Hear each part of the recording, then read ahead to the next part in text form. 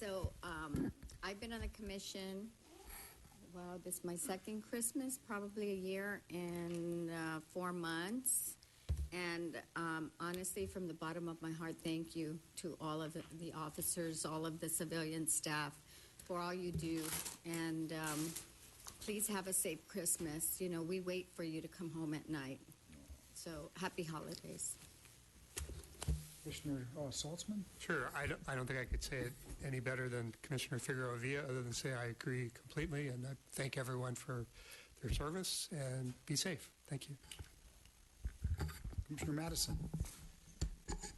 What do I say but that I echo everyone else's comments, and I'm thrilled to see all of the festivities for the children and the toys and the shoes, and trying to make sure that the least of us have more than what they usually have. So thank you to LAPD for making that happen for so many people here in Los Angeles. Thank you. And again, I want to echo what everybody else said and add one thing. You know, when we say happy holidays, everybody says, so where are you going? What are you doing? And what goes unnoticed is you guys are here all the time, 24/7, Christmas Day, New Year's Day, Christmas Eve. And I just want to make sure that you hear from us how much that is appreciated, and sometimes goes unnoticed in people's day-to-day lives. But being an officer is a difficult thing. Being a great officer is a more difficult thing, and we have a lot of great officers here, and we appreciate everything you do. And when I say happy holidays, I hope you do get some time to enjoy and be safe. Thank you. Item number 2 on the agenda, the report of the Chief of Police, Chief Beck. Morning, Chief. Good morning, Commissioners, and thank you for your comments. You know, this is a great organization of which I am very, very proud. And this time of year is a particularly poignant time because it's a time where we reflect on all of the events of the past year, and there have been many. And I won't sugarcoat it. This has been a very difficult year for the Los Angeles Police Department. We have lost 3 officers in the line of duty and another 10 to illness or accident while off duty. And it's been a tough year. But I have been extremely proud of the organization during the recent protests and the way the organization responded, and the humanity and the professionalism and the effectiveness that they showed, I think, are truly the hallmarks of what the LAPD is all about.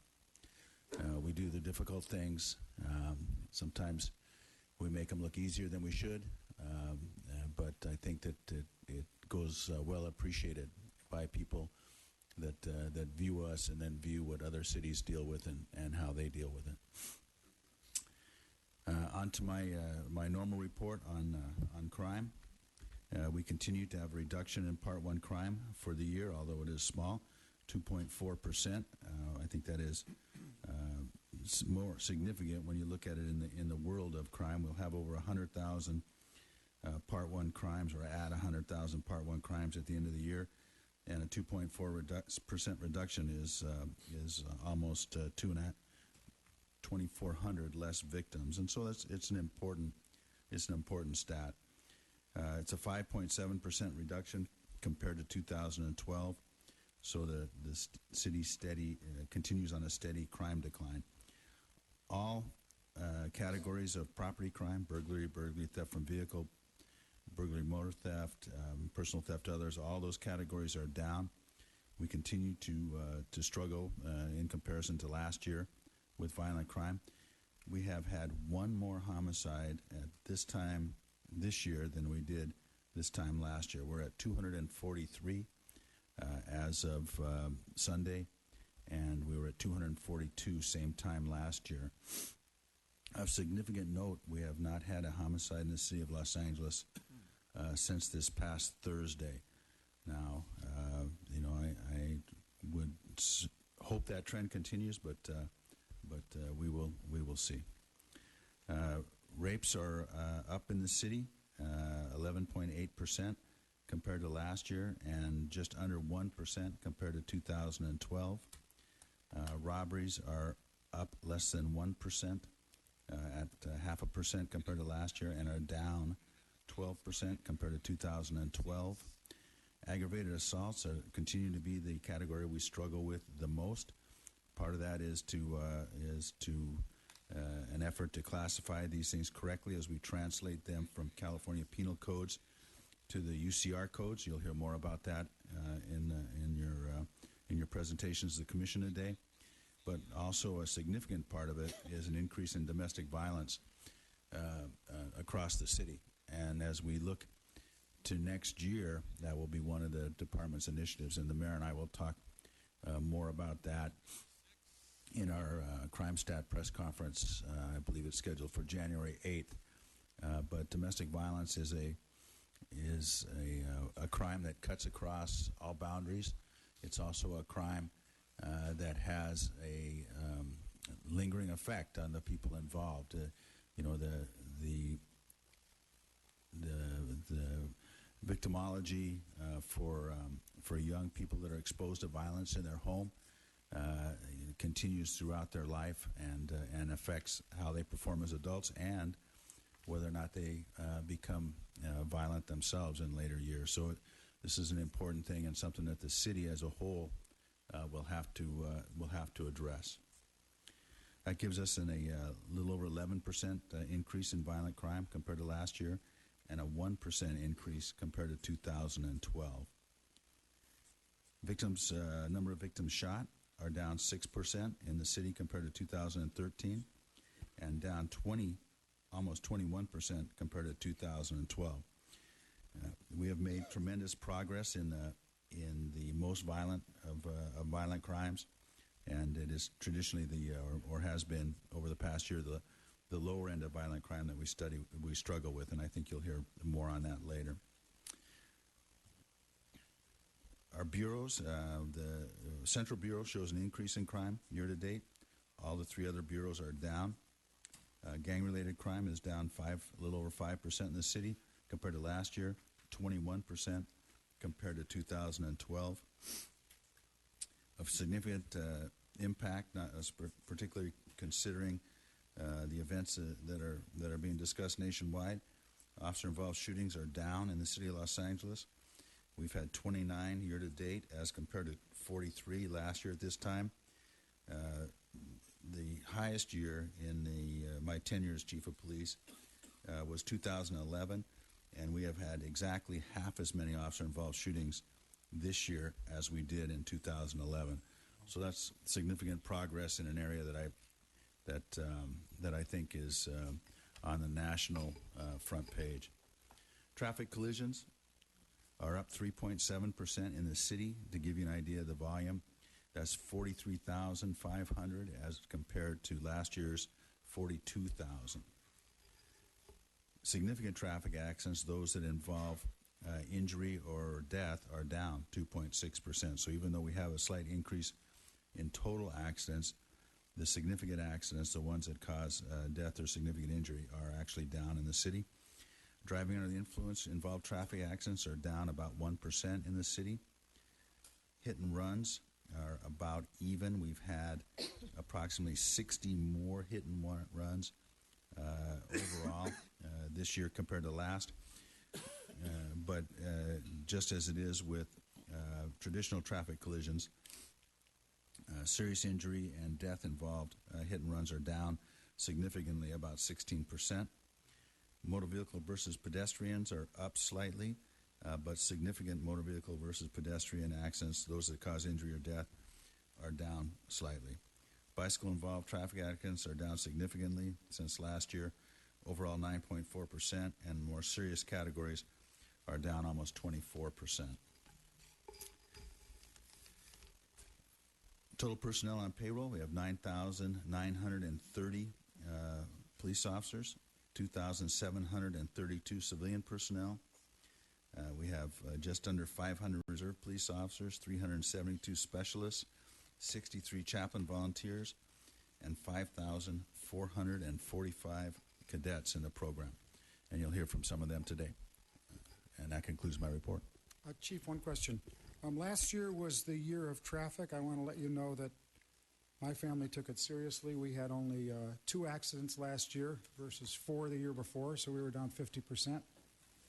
Well, we've had 43,000 accidents in the city of Los Angeles, and that puts it at about one person in every 100 gets in a traffic accident every year, so you are significantly overrepresented. Unless you have 200 people in your immediate family. I hope my wife is watching this because she just backed into my car yesterday. Second thing is, so have you made a determination of what next year will be, the year of? Well, I think that one of the primary initiatives that we'll be talking about next year is domestic violence. I mean, domestic violence is an issue which showed a significant increase, particularly in some of our communities last year. An increase in domestic violence. Domestic violence is a hugely underreported crime. Even the best estimates are that domestic violence only gets reported 1 in 4 times of occurrence. So, an increase in domestic violence reporting is not necessarily an awful thing, but it certainly is something that we need to work on as a city. If people, primarily women, are more likely to come forward and disclose domestic violence or spousal abuse, that's a very positive development. But, we need to look at these things and to make sure that we have adequate, not only resources for them to avail themselves of, and that's a huge thing, shelters, advocates, people to help them through the system, our domestic violence response teams, all of that needs to be looked at to make sure that it's at least adequate and hopefully more than adequate. And then, we need to continue to push the message out that domestic violence is wrong and that it's a crime and that it is not only a crime that affects the immediate parties involved, but it has huge and lasting effects on the household. And it can be one of the clear predictors of future brush with the criminal justice system. Future criminality is hugely impacted by kids that see violence in their homes. So, for the wellness of the entire city and for the city's future, it is important that we address domestic violence. And so I think you'll see more focus on that next year. We'll continue to work on aspects of traffic, and I think that we have seen some positive results in that. But I think that we have to shift as we see various trends, and we have seen a significant trend in domestic violence reporting. Any other questions of the Chief, Commissioners? Okay. We do have one public comment card. We have Mr. Ted Hayes. Good morning, sir. Professionalism, thank you, Chief. Tolerance, I don't know what to call it exactly. But someone is saying because the face of black protest is becoming more white, there's more tolerance and more acceptance for the behavior of people who are protesting. I don't know, but it's something to be considered. I, for one, am very astonished at the whiteness of black protests. Have you noticed? I see that some of your cadets are here, and I just came from the law library, saw the same outrageous scene. The United States flag, as we see it here now, is supposed to be to the left of every flag. Now, you can burn the flag as an aspect of speech or whatever, but why in every public building do I see the flag? I think the maintenance people do it, custodial people. They don't know what to do with it. Anyway, Chief, I really would like that you and the Commission inspect the MTA's policing of our transit system. The sheriff cannot do the job. They're too thin. They're too lackadaisical. There are too many other things. But the crime and the disturbances I'm transit dependent. That's why I know this firsthand. The crime is outrageous on buses, particularly on Crenshaw, Vermont, Western. But the sheriff is too thin or too unconcerned to do anything about it. It's been reported in the media, so it's just not me. I know. Now, once we had it, We mean the LAPD, and it was lost. But only because cops are around every corner can transit be properly policed. Thank you. Thank you. We're now on item number 3, report of the executive director. Mr. Tifang. Morning, Mr. President, members of the Commission. Just very brief housekeeping items. The Commission will be dark the next 2 Tuesdays, December 23rd and December 30th. Our next regular meeting after this meeting will be on January 6th, 2015 at 9:30 a.m. in this room. And as to the regular agenda, item 8C is in Charles, the department's verbal risk management update. Mr. Alacon is stuck in traffic, so he's requested that we just move that item to the last on the agenda, but it will be heard today, just last on the agenda. And that concludes my report. Thank you. Item number 4 on the agenda, the report of the Inspector General. Mr. Bustamante. Good morning, Commissioners. As you are aware, we had an opening with the aide position in my office. I'm happy to announce that we've filled it. We have Sergeant Jody Steiger, who's the training coordinator in Operation South Bureau, and I was also a tactics and force instructor for the department. Sergeant Steiger, are you here? There he is. So we're really lucky to have his expertise, and he's already fully integrated into our team and working with us on projects. A couple updates on some of the community activities that we're currently involved in. This Saturday, we were part of a meeting in South Bureau involving several representatives, both religious and civilian leaders for the various AME churches. We're going to be working together in the coming year on various projects with them. I'll keep the Commission posted on that. Yesterday, I met with several individuals regarding our pending SAR report, Suspicious Activity Report, and went through our process and tentative findings. I expect the report to be completed, and to the extent possible, we'll be integrating some of the comments that the community made as far as the requests for additional data or us to break down certain things in a more specific manner so that they have the information in a way that's useful to them. I expect that it'll be out and completed for the Commission's review mid-January. And that concludes my report. Okay, we do have one public comment card. We have Mr. Tud Hayes. Mr. Hayes, before you comment, will you come up to the podium and help me put the flag in the right place? I just verified that you were correct. So let's do that. Sir, may I suggest that the color guard do that? Sure. Come on, guys. So what Mr. Hayes pointed out, which I verified, nothing personal.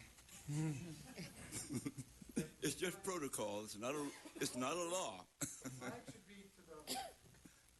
should be to the left, and it should be a little bit out front of the other.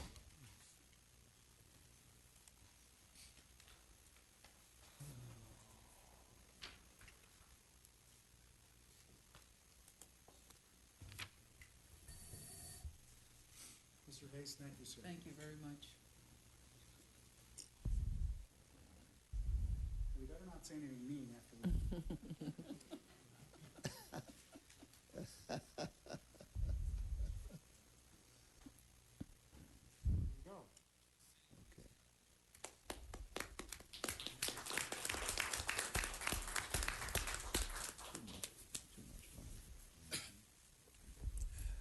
Mr. Attorney, Inspector General, it's not a CIA torture, but it's a torture nevertheless. And it occurred in 2 places, at the Metropolitan Detention Center and also at 77th Street.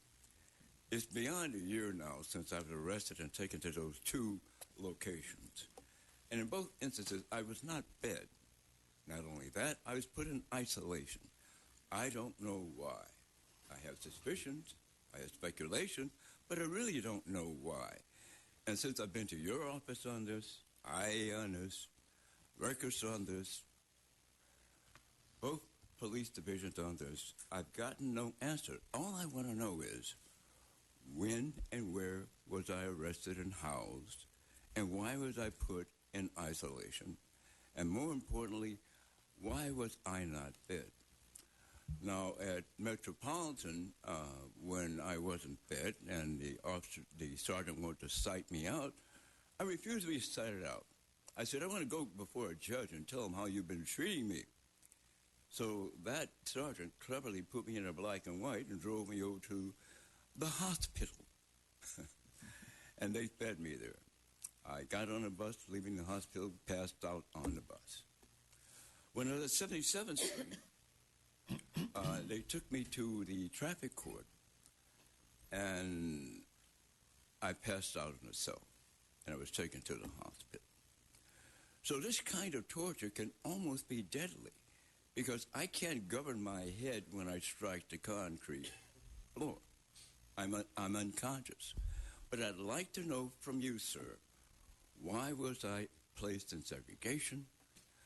Isolation is what they call it. Well, no, they call it segregation. And why wouldn't they feed me? Because that's torturous. Thank you, sir. Commissioner, if I may briefly. Mr. Hayes,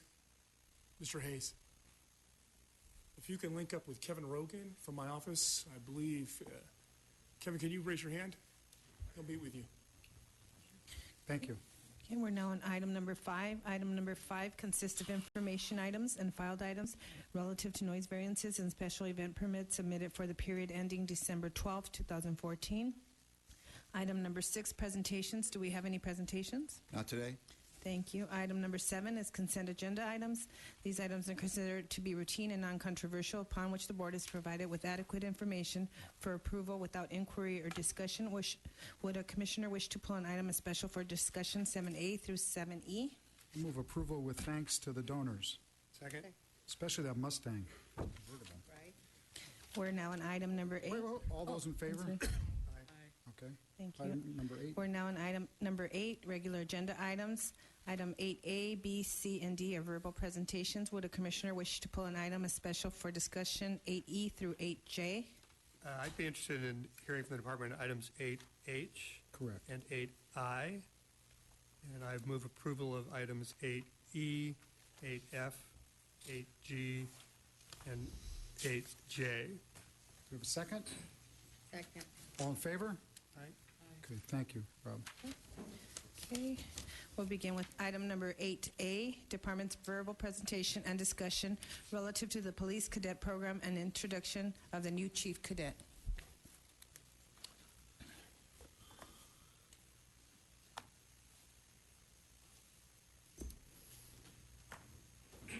Morning. Good morning. Good morning, members of the commission, Chief Beck. My name is Natalie Torres. I am the department's youth programs coordinator, working predominantly with the cadet program at this point.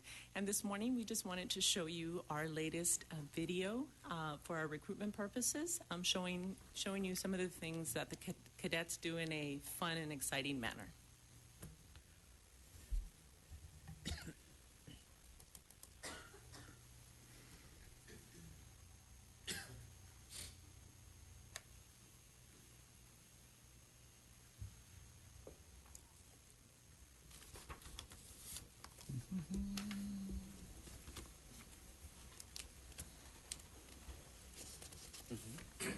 They meditate in a fun manner.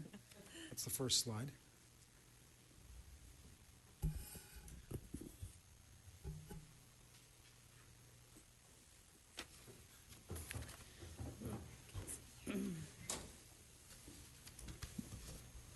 It says play again.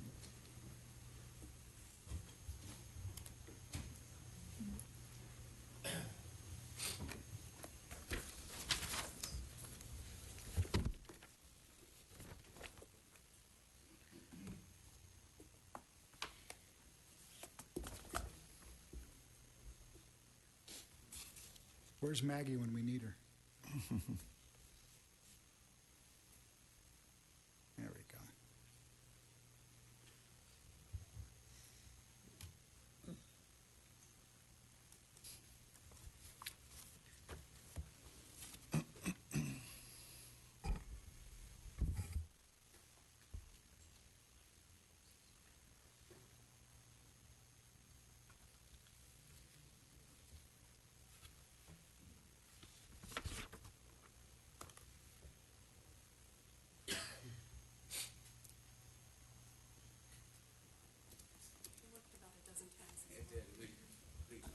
We believe you.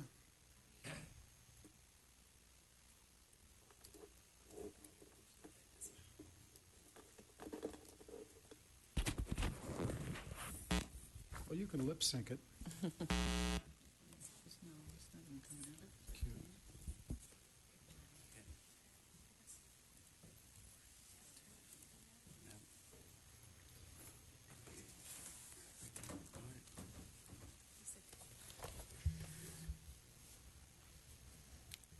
Apologize for the technical difficulties. In addition, I'd like to also introduce some of the cadet commanders that I have We'll with watch me. it our next meeting.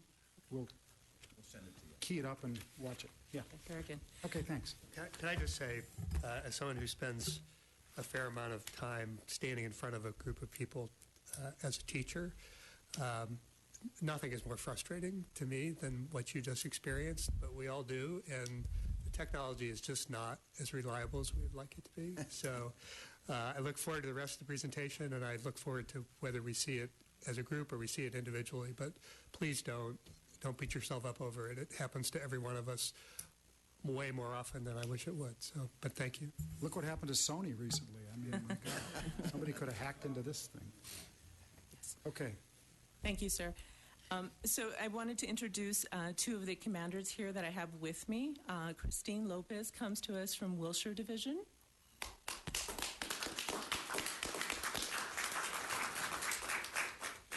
And Commander Abel Luis from Hollywood Division. And now I'd like to introduce to the Commission our latest Chief Cadet that was appointed on November 22nd at our graduation, Ms. Laura Mendoza from Hollywood Division.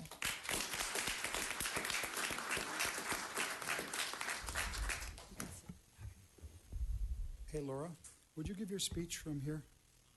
I'm right there, sir. Yeah. Yes. Come on.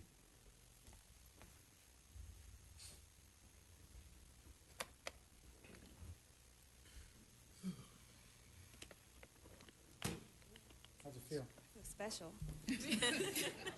I think you're special. Thank you. First of all, I would like to say good morning, President Sabarov, members of the Police Commission, and Chief Charlie Beck. I am Laura Mendoza, the newest Chief Cadet of the LAPD Cadet Leadership Program.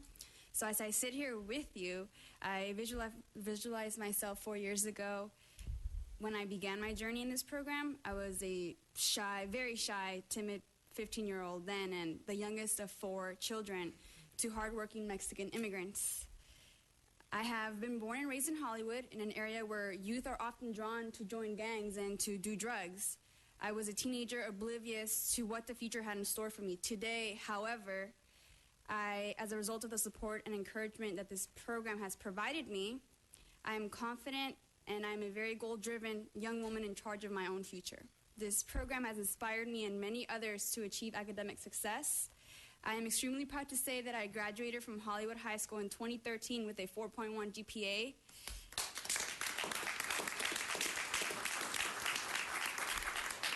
And now I attend California State University, Los Angeles, where I still maintain a 4.0 GPA, where I am a communications major, and I have learned leadership, responsibility, and strong character as a result of being in this program. By becoming involved in various community events throughout the city, I have seen firsthand how this community involvement helps build the trust in our communities. This program has transformed many parents' negative perceptions toward the LAPD to more positive ones as a direct result of their child's involvement. Many of these parents have been so grateful for what the program has done for their child and has offered to them that they like to return back to the community, and they actually help out various divisions and stations with toy giveaways. So they're pretty much more involved than they used to be in the past. I truly believe that every young person that is recruited into this program is one less person who will not become involved in gangs, who will not be reluctant to say no to drugs when they are offered some, and who will not become involved in any illegal activities. The goal of this program is not to produce future police officers, although we do encourage the LAPD as a career path. I mean, it's the best job to be a police officer. But rather, it is to help transform these young people into productive individuals who strive to reach their goals and steer clear of trouble. Now, commissioners, you may be asking yourselves, what more can you do to help? Well, our next Cadet Academy is scheduled to begin January 10th of the upcoming year. And I ask that you please continue to help us spread the word to your various communities and encourage every young person that you come across to apply to this program And should they wonder, is it worth waking up every Saturday morning at 5:30 in the morning, as I often did? The answer is absolutely. It absolutely is worth waking up that early every Saturday morning. I owe my success to this program. This cadet leadership program has provided me with the belief that my life was what I decided to make of it, that nothing was beyond my reach, that as long as I was willing to dream big, work hard, and stay focused, anything was possible. I would like to thank all the police officers, cadet advisors, and fellow cadets who helped me to be better and who have been instrumental in my success. So thank you, and I would love to answer any questions that you may have at this time. I have one. Miles, will you stand up for a second? My son is here, and I wondered if 5 years from now you would marry him. You'd be a great daughter-in-law. Thank you. You got 5 years. Any other questions? I have a question. I have a question. I'm wondering if I've spoken to Chief Pasinger about this a few times, and I'm one of those people who I'm like a dog with a bone. So I have a belief that if there were alumni clubs of the cadets at the various area colleges, do you think that would probably be give you even more support once you graduate from high school? Do you think that's a good idea or just a dumb idea? I think it's a good idea. I think it's a very good idea. I mean, the more support that we have, the more that we can help each other out. The more you have support groups, it just helps you out. And what do you think it would take to start forming such an alumni organization? Just a little bit of planning. A little bit of planning, it's all it takes. So I don't know how to help in that other than I'd say that I would like to donate up to $1,000 to help finance any of the meetings or planning schedule or any of that in order to make that happen. I am a great believer in... Thank you. I thank you. I thank all of you.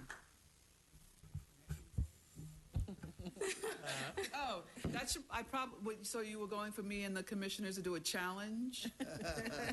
So we can talk about this privately, but I just threw in the first 1,000. Very nice. Very nice. I don't have a question, but I do have a comment. I think I'm the only commissioner who was here when this particular iteration of the department's youth program was created, the cadets program, to replace the explorers. And there was some controversy having to do with that decision, and there were some in the department and outside who thought that the department would not be successful in its efforts to replace the Explorer program. And I just, every time we have a presentation like this, every time I go to a graduation or a beginning ceremony, every time I see cadets at a particular event, and since I live in the Hollywood area, I'm particularly well protected, I just am so impressed with everything you've done, you cadets, and the department's ability to take this program and use it so successfully as a core of community policing. And my hat is off to you, all of the cadets, and to the department for this tremendous amount of work. I thank you very much. Chief Pasinger, would you give a few comments? You're the father of this program, and of how many cadets? You're the, I guess, daddy of how many? 7,000. First of all, I mentioned to Chief Beck just last evening that today marks my 40th year with the LAPD, having started on December 16th, 1974 as a police student worker. And as a matter of fact, I think the chief started about the same time. So we're celebrating our 40th year together. Give the chief a big round.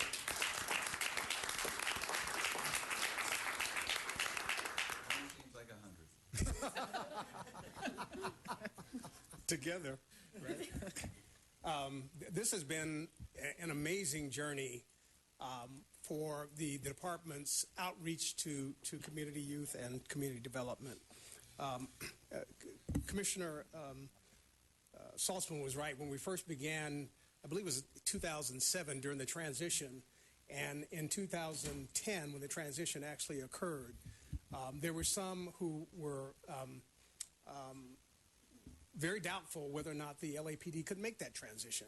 And I'm very proud to say that with a hard work of scores of sworn and civilian members of the LAPD, my partner, Natalie Torres, I often say that I'm just a pretty face that helps to raise the money. But she has been remarkable. She's been extraordinary in terms of bringing the program together, all of its elements. It has been a marvelous opportunity for the department to prove what it can do in terms of community policing. Sometimes we struggle understanding what that means. Well, what that means is what you see.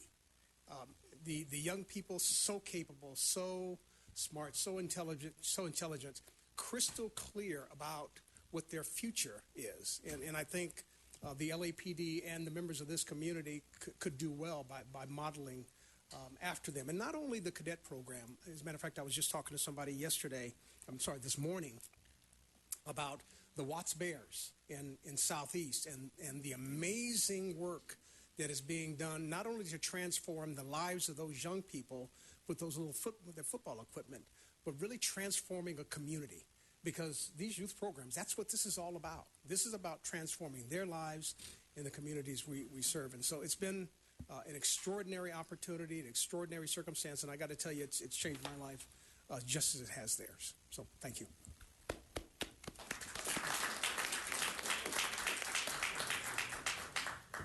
Okay, we are now on item 8B, Department's verbal and video presentation with discussion relative to the Police Community Partnership Program. Do a photograph with you other. Here's a little link for you. I have no idea. I wasn't prepared. I'm sure they have one somewhere. Somebody's got to have an iPhone. Every place is full of them. You guys want to come up to the chief? Cornell, show us.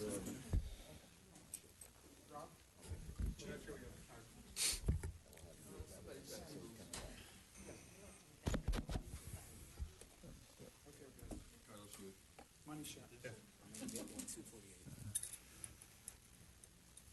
Good to go. One more. He's an attorney, so. The picture will be great, but we won't get it. It'll be great. It'll be great. Congrats. Picture sometime.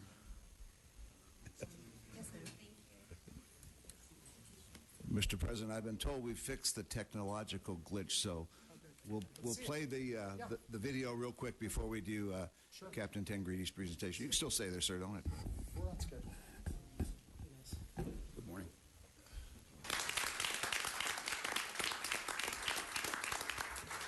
Mr. President, if I could just make one final comment. It's a personal comment to Chief Beck. The change from the Explorers to the cadet program would not have happened but for Chief Beck's willingness to make that decision. Chief Bratton, for whom I have great respect, did not favor that change. And one of the first things Chief Beck made clear when he became chief was that this change will be made. And I hope you are as pleased with the results of this as I am, and I'm just so proud to have had a role in it. And I want to thank you for your leadership on this issue. Good point. Thank you, sir. Okay, we're now on item 8B, Department's verbal and video presentation with discussion relative to the Police Community Partnership Program and the Watts Bear Pop Warner football team. Good morning, Commissioners. I'm Phil Tingridi, the commanding officer of Southeast Area, and I'd like to introduce the Sergeant Amata Tingridis, who is the Community Safety Partnership Coordinator, Cornell Marshall, who is one of our absolutely amazing community volunteers, which is really the point of this whole program, is to get this to where we have community members running it. Zarin Thompson, who is the head coach of the Bears, James Holloman, Officer Grant Gooseby, and Officer James Kelly, who are all coaches to the Bears. And so at this point, we'll go ahead and play the special that was done on Brian Gumbel Sports on HBO. It's like growing up in this neighborhood. You know what? I lived here almost 47 years. I grew up here. Watched a lot of my friends lose their life. A lot of them go to prison. In 2005, the end of 2005, we had 7 young men lost their life right here. In 1 year? And within 2 months. Within 2 months? Yes, and it was heartbreaking. We didn't even have a relationship with LAPD at all. The communication was totally them versus us, we versus them. Did you think to yourself, that's never going to work? The football idea? Well, myself, when a good idea come up, I never say never, but I did know it was going to be a challenge. You got to imagine, you at war, and a lot of you guys follow wars. When the wars in the streets is similar to the wars overseas. You had guys that might have killed your brother, might have shot your cousin. The relationship have changed tremendously with LAPD. During the time when we first started working on this wall, we had a lot of young people lost their lives to gang violence. So we said, well, let's make this be the mirror to the community. And as you see down the wall, we was almost running out of space. Mm-hmm. When's the last time you had to write a name up here due to gang violence? You know what? It's been a while. I would say maybe right now 3 years. I bet you never thought you'd go that long. We didn't. First heard about it, this idea of a football team, did it immediately strike you that it would work? Not that it worked. I knew we'd have challenges because we're taking, kids from different gang rivals and different environments and trying to bring it to one. How does this match with what you saw in your head? Actually, this is better than what I expected, and better than I thought. This is the first year we actually have kids from all 3 developments, and it's not just that. I can look up in the stands and see parents from all 3 developments. I think that's bigger than this. Parents who, I don't know, have hated each other since they were kids, right? Are they sitting together too, or is they're sitting together? They leave everything behind because they see it's for the kids, so they get it too. We all wear, blue, white, and orange. We're all Watts Bears. We're all one team. Tell me about the coaches. What role do they play in your life? No, the coaches is like one of the biggest roles in my life. To me, it's God, school, my parents, then my coaches. Do you think of them as coaches or police officers? No, or both? I think of them as they like one of my parents. They like my dad, all of my dad, and they teach me right from wrong, and they teach me how to stay disciplined, and they teach me what to do and what not to do. What do you want to be when you grow up? I want to be a rapper, rather a famous rapper or a famous football player. Can you do a rap right now? Yes, I can. Let's hear one. Okay. My name is Baby Dre, and I'm out for the pay. So all you good people, listen to what I gotta say. See, I'm out for this bread. I'm trying to get fed like Lil Wayne said. I'ma pick the word up and I'ma drop it on your head and I'ma poop it out on your girlfriend just because I'm way out of the hood, way out of the violent side. How you people in silence, cause I don't want to find this. So get behind this. I'll kill you with kindness. A brand like mine, and time is so bow down to your highness. I'm like a shooting star rather than shining. And when I rhyme it, just do as I say, like Simon. Dude, that was fantastic. So nice. I would assume that we're here to answer for their losing record this season. We just want to know where to get season tickets.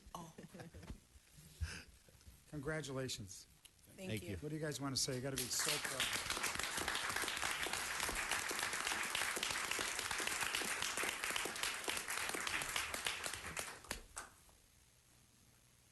No question. What do you want?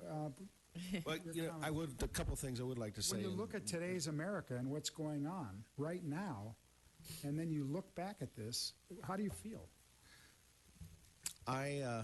It's kind of breathtaking for me because Ahmad and I have been answering media requests very, very literally from all over the world, asking us what we're doing. We had one of the major news media from the Netherlands with us the other night when we were out on the sled giving out candy throughout the community, and when we went to the Watts snow day. We have a request from Zimbabwe to come and see. I mean, it's just incredible. But I would like to give Amada and Carnell just a second to make a couple of comments because they're the ones that are the big heart of this. Good morning. I really actually want to thank Chief Beck for allowing the department to dedicate police resources to a community that has historically been left behind. And to take those police resources and truly dedicate them, not just on paper, but to allow us to go into a community and undo so much trauma and historical hatred, and to give us the time to do it, because it takes time. The CSP program is 3 years old, and I've asked the officers assigned to this program to go in and do the best that they can, but to do it with passion and compassion, and police with an understanding of the community that we're serving. So I feel extremely blessed and grateful that the police resources that we've dedicated to this program within our third year will continue. And Chief Beck just approved us to expand the program into Avalon and Gonzac, and to extend it until December of 2019. My hope is that eventually we get enough police resources to be in all 14 public housing developments in the city. And if you can reduce and eradicate crime in some of the lowest socioeconomic communities, we can change the culture of policing.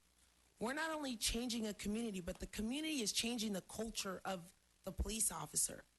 And if we can create a division on LAPD with this CSP program, and we can work outside of these public housing developments to bring the community together, because that's what we're seeing, then we've changed the history, and it's going to take time. So thank you, Chief Beck, for allowing us to do this.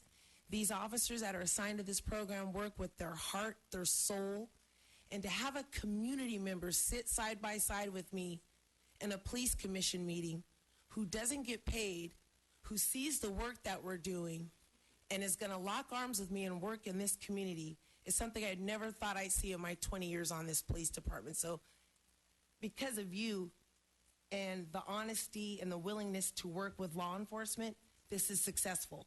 And we would not be able to do it without the community standing behind us. So thank you. Thank you, Chief Beck. Good morning, everyone. I'm actually a LAPD Explorer alumni from Southeast. So for you. I'll be real fast. This program is an awesome program. I mean, can't say too much about it. From the officers showing up to the schools, grades has improved. And I want to correct one thing. The Watts Bears were actually the Pop Warner D3 champions this year for LA County. We're one game away from state. So one game away. So without the officers, and it's going to take a lot of support from the community, and we're getting there a lot. And I appreciate you guys having us here today. Thank you. I have a question. No, you were the star of the show. Give him the microphone. Just want to say thank you and the support from LAPD. Without the support from the department, this thing wouldn't work. So thanks again from all the coaches. Commissioner Madison?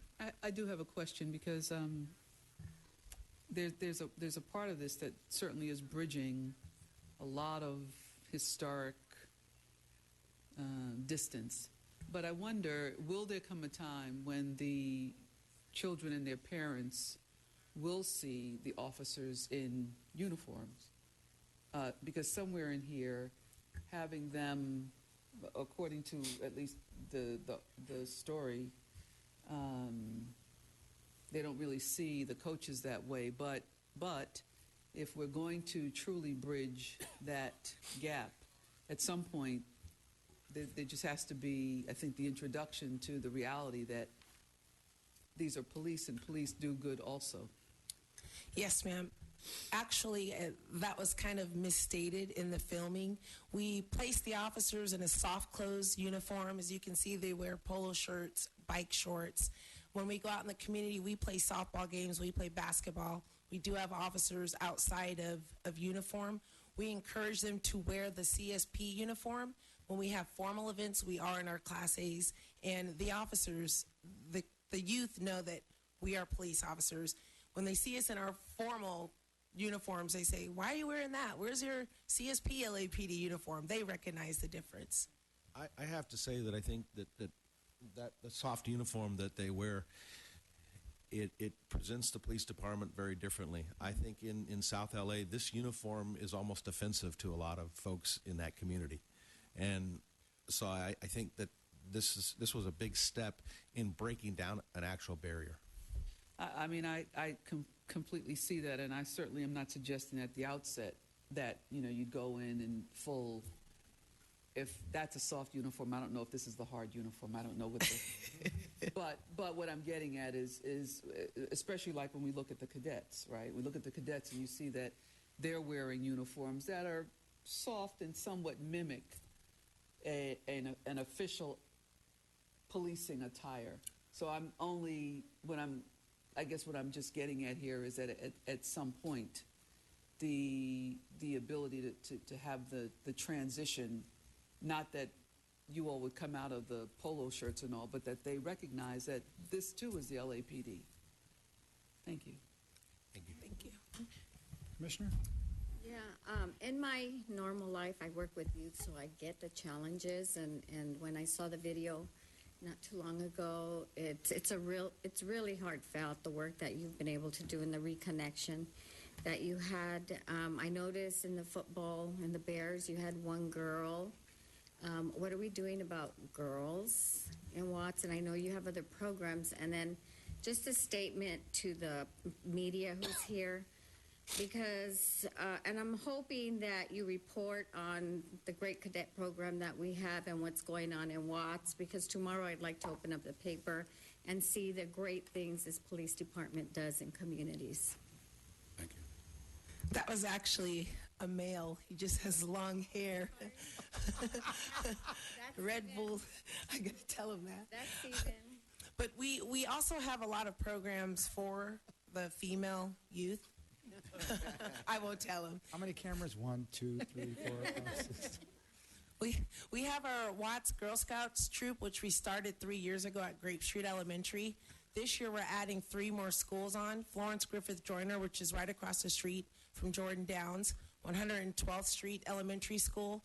And we're actually now transitioning into the middle schools, and we're going to try a Girl Scout troop at Gompers Middle School, which is one of our most troubling middle schools in Watts. We're busing youth and coordinating with National Guard, and we're sending kids to science, technology, engineering, and mathematics. We've created over 20 youth programs with CSP, and we're looking at scaling back on some so we can have a better balance with our critical enforcement and relationship-based policing. And we also have track. So we also have track. So that's where a lot of our female athletes participate. I even have my own daughters participate in that particular program. Great. We do Thank you very much for all you do. Miles, thanks for bringing it to my attention. Yeah.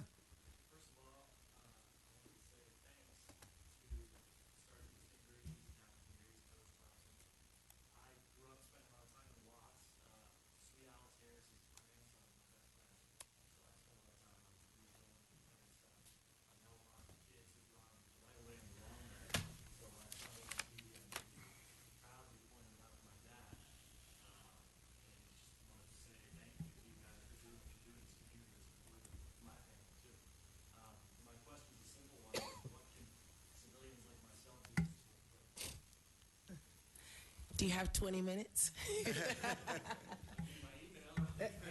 I would love your email.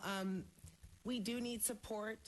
There are a lot of dysfunctional programs that go on in our community, and we're looking at creating a board of representatives to help. Eventually, we want to be able to turn this over to the community. This is about sustainability. LAPD can't coach kids for the next 10 years. We want to be able to hand a functional community where folks can walk within a community, not have fear. Children can actually go and sign up for a structured program. So one of the things we're looking to do is start a Watts Bears Youth League. a 501c3. We have a board, we have a coordinator, and the officers can go back and walk their foot beats and do what we really should be doing, which is reducing the fear in the communities and building relationships. So your email would be great. You're going to have your work cut out for you, and I really appreciate it. Very good. Thank you very much. We do have one public comment card. We have Mr. Ted Hayes.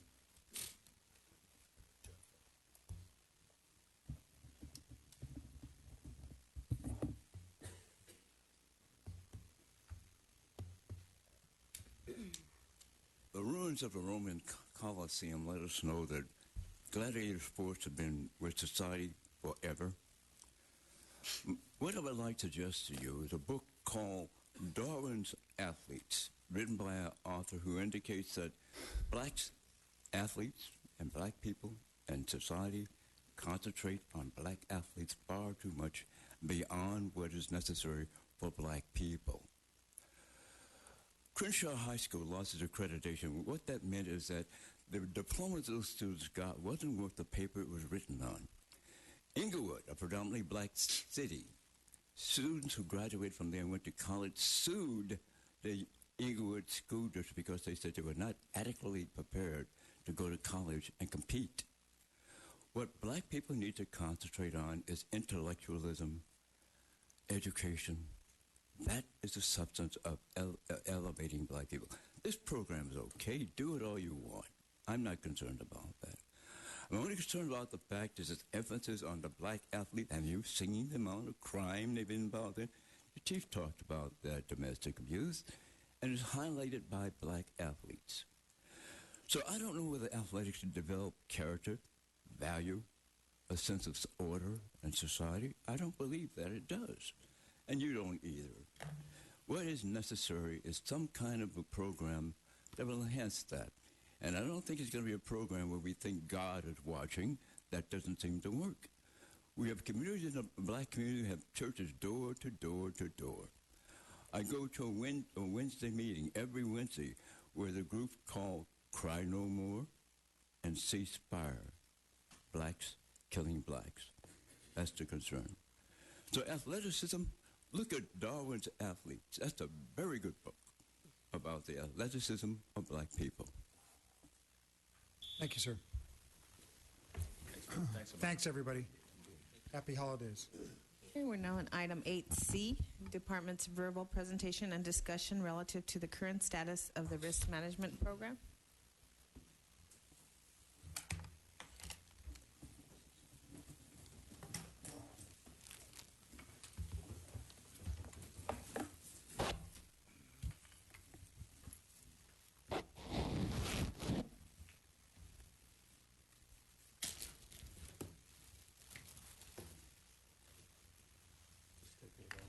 Welcome, Arf. How's that drive-in, Arf? The drive-in was nice. Plenty of time to think? Quite a bit of time. As I normally do, I actually got here at about 6:30 in the morning to prepare and do some other stuff. I realized I was missing an essential item of clothing, and so I had to return home. So I had a lot of time to think. But thank you for your patience. Just one moment, I will get this up. Curious minds want to know. I mean, there's a Ross store right over there. I didn't think they'd have my size, but thank you. Good morning, Commissioners. As you know, my name is Arif Ali Khan. I'm the Special Assistant for Constitutional Policing. I'm also the Designated Department Risk Manager, and I'm here today to give an overview of and a follow-up to a presentation I gave several months ago about the Department's different approach, new approach, into dealing with risk issues in a variety of areas. Before I begin, however, to give this overview, I did want to introduce a new member of the risk management team for the Los Angeles Police Department, Michael Himes, who's in the back there. Mike Himes was recently appointed by the chief as the new commanding officer of what will be called the Risk Management Group. Chief Himes right now is an assistant chief at the Los Angeles World Airports Police Division, where he's been assistant chief of operations, also served as the interim chief and worked very closely with me during my time there. He also has a unique background, a mixture of both law enforcement experience, but has also been an attorney for the last 20 years, focusing on police-related issues, including employment-related litigation, criminal matters, things of that nature, and also has a PhD in psychology with a particular focus on law enforcement-related issues. He was for a brief time with the Office of the Inspector General here at LAPD, and left that position after a short time because he had a great opportunity to be the Director of Security and oversee the legal attorneys for the Orange County Superior Court. So he has a unique perspective on the court system and managing attorneys there. And having been a manager of attorneys in the past, I can tell you that's not an easy feat. So I did want to introduce him, and he will be joining the department as a Police Administrator 2 beginning January 12th. He'll be reporting directly to me, and as I'll mention in a few minutes, he will be a key part of our realignment to address risk management issues.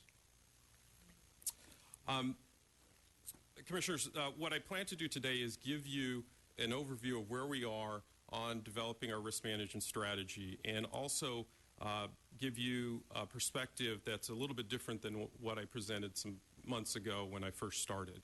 Since that time, we have done quite a bit of research into different strategies to deal with risk management, both within law enforcement and outside of law enforcement, within different disciplines, consulting with academics, experts, those who've actually implemented, and did quite a bit of research. And what we've come with is that if you look at the literature, if you look at what's being done, risk management tends to be, in its existing forms, very overly broad, tends to be unfocused and complex. And that's always a hard beginning when you look at trying to do something in a complex organization of 13,000 people like the Los Angeles Police Department. As a result, it often is difficult to communicate the concepts. It's difficult to comprehend by the employees who are essential to dealing with these issues. And it tends to be very focused on litigation. Not that litigation should be ignored, but really looking at litigation and solutions to how litigation is handled as a way to mitigate risk and mitigate costs. One major aspect of it as well is it doesn't take into account the inherent risks and dangers of policing. And I think, as I mentioned before several months ago, to talk about how we want to manage risk or avoid risk, and you say that to police officers who we actually expect to take risks that many of us would never take, is an inherent conflict. And a shift is necessary in order to really incorporate and integrate the ideas of managing risk within a police agency. This is just an example of the complications of typical risk management frameworks. This is from the International Standards Organization. It's a diagram of how a risk management framework should be designed across different disciplines. At some point, if any of you can figure this out for me, I'd appreciate it. But it is an example of taking what are the traditional risk management frameworks would not be something, in my opinion, my team's opinion, easily implementable within the LAPD. So instead, what we have learned from discussions with the various experts and also actually doing things to manage risk within the LAPD since I've been here is to really shift the framework from focusing on sort of future probabilistic risk that you have to manage and really looking at what are we actually trying to reduce? What harm, what injury are we trying to reduce? Risk tends to be about the calculation of the probability of something happening in the future that may or may not happen. We know that there are injuries and harms that are occurring every day and have, especially within recent memory. And implementing specific solutions to try to reduce those harms, specific things to try to reduce injuries so we can yield a benefit in the very short term, and then measuring what those reductions are to know that they've actually been effective. Because there are many comprehensive things we can do. We could go back and try to implement that system in the chart, but whether it's actually working would be very difficult to discern. This is basically a focus of work that's been done by Malcolm Sparrow that are mentioned in his book, The Character of Harms. Dr. Sparrow is a former UK police officer who teaches at the Harvard Kennedy School and is an expert on regulatory compliance. Much of his work is focused on regulatory compliance, especially in areas that deal with reducing harms.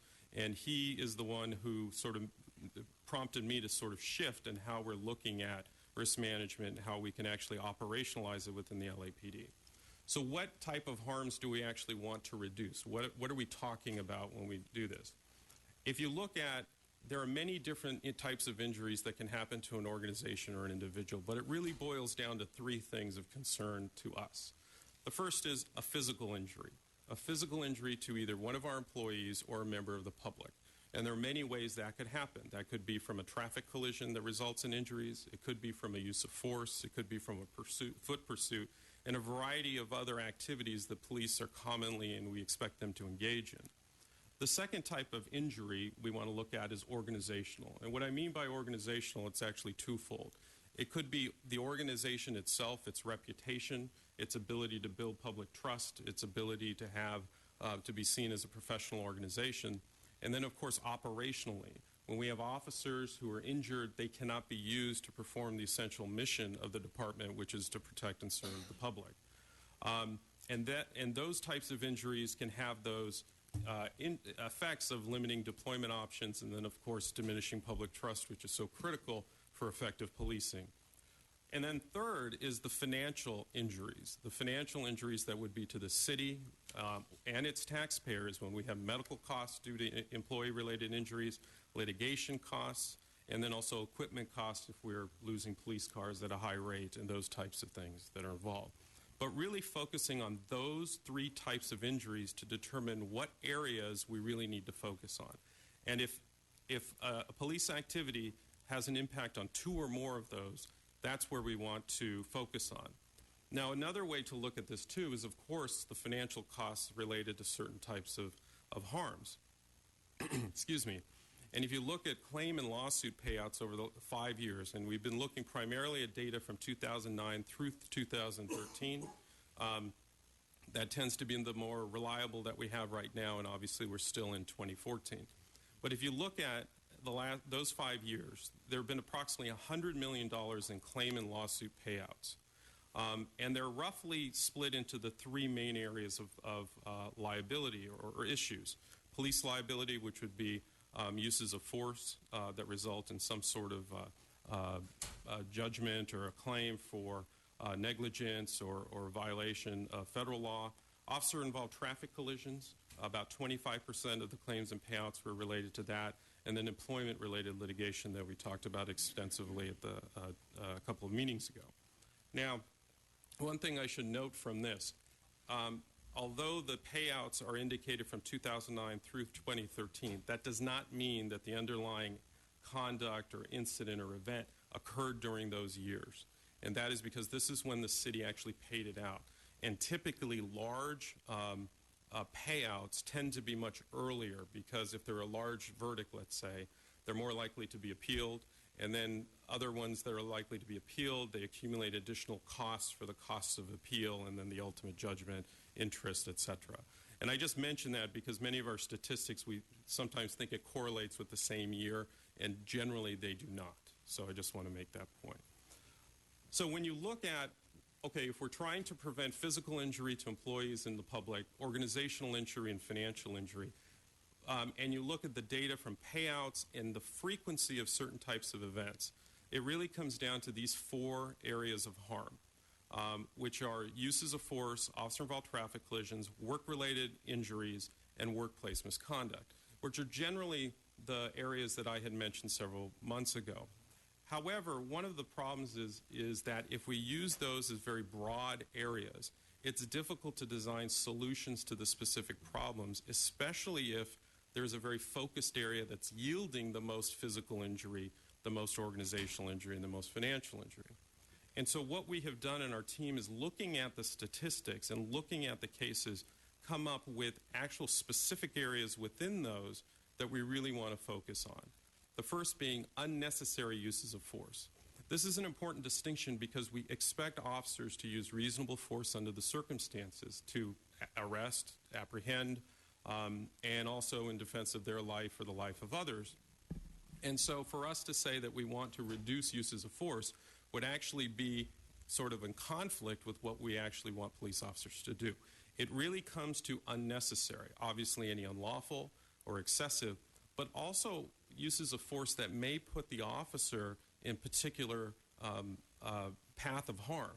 which is why the department and, of course, the commission scrutinizes the tactics that lead up to a use of force, separate and apart from the actual application of use of force in a categorical incident, because it may identify tactics that are being used that either harmed or could harm that officer the next time, and focusing on that. Now, of course, if there's an unnecessary use of force, you have a physical injury to a member of the public, you have organizational injury, it goes to the professionalism of the public trust, and then is more likely to create the financial injury from a lawsuit because of a finding or because it was excessive force. You have a higher probability that there's going to be a city payout because of that. So it's more focused. Officer-involved traffic collisions is the same thing, and I'll make this point more clear for the traffic collisions in just a moment. Work-related injuries. We really want to look at the serious work-related injuries and illnesses, the ones that are costing the city most, the ones that are causing people to be out of work the most, and obviously the ones that are causing the most serious injury, because we do not want our officers and employees to suffer serious injuries, or any injury of that matter, but obviously serious first and foremost. And then the fourth is the workplace misconduct. And really here, it's focused on harassment and discrimination. Now, we don't make a subset of that because there should be no tolerance, and there is no tolerance for harassment and discrimination in the workplace. But it's focused on that as opposed to other, let's say, legal causes of action, because often harassment and discrimination are the core issues that lead to other types of allegations, such as retaliation, et cetera. So really focusing on that. And that, of course, has significant organizational and financial injury, not necessarily a direct physical injury, but yet it's still very important for the department and its employees. So what does that mean? We've identified this. So what we want to do is really find specific solutions to reduce those specific measurable harms that cause these injuries, physical, organizational, and financial, and focus specifically on solutions that will result in the most significant short and midterm reductions. Because we want to focus basically what I call the tactical harm reduction based on what the data shows. There are many long-term things that we do and should continue to do, but the reality is if we want to make an immediate impact or a short-term impact, we really need to focus on the crux of the problem. Here's an example of, and then of course we need to look at the data. This is the data from 2009 through 2013 of officer-involved traffic collisions. And as you can see, there's been a general overall decline since 2009 when we had over 1,000 to 2013 when there's 896. Now, one thing I should mention is this is a good thing. Obviously, you may not have even been in the car. It could have been damage from a car wash. Now, also what would be included is if there was a pursuit and a vehicle crashed, or if there was a collision with an innocent bystander. Those types of things would be included. So the point is that you may see a decline, but let's say we're at 800, let's say 900 traffic collisions, just to round it up, in 2013. And we reduced those by 10%. So we reduced it by 90 traffic collisions. That may be wonderful because we reduced the overall. But let's say those 90 traffic collisions had absolutely no injuries. We have not reduced the physical injury that occurs, the organizational or the financial, and we really truly won't have that much of an impact other than the overall numbers. And this is true when you look at specifically officer-involved traffic collisions with injury to the public. There are three different types of injuries in our statistics: injury to the public, injury to the driver, and injury to an employee passenger. So this is focused just on injury to the public. And if you look at over these 5 years, we've had 3 officer-involved traffic collisions resulting in death, 14 of aggravated injury. These are what you hear are the A type. These are serious injuries that may have caused death, but fortunately were prevented from death. And then other visible injuries, which could be bruising, broken bones, etc. And then what we call complained of injuries, where somebody is complaining of injury, maybe it's soreness or other things. When you look at that, there were 571 of those traffic collisions. Only 12% then are the ones with injury. 88% have no injury to the public. So that means it's likely that those, well, obviously there's no physical injury, likely not to have an organizational impact, and certainly less likely to have a financial impact because the injuries, were not manifested there. So when you look at that, then you have to figure out, okay, so we focused it in on 12% of those traffic collisions.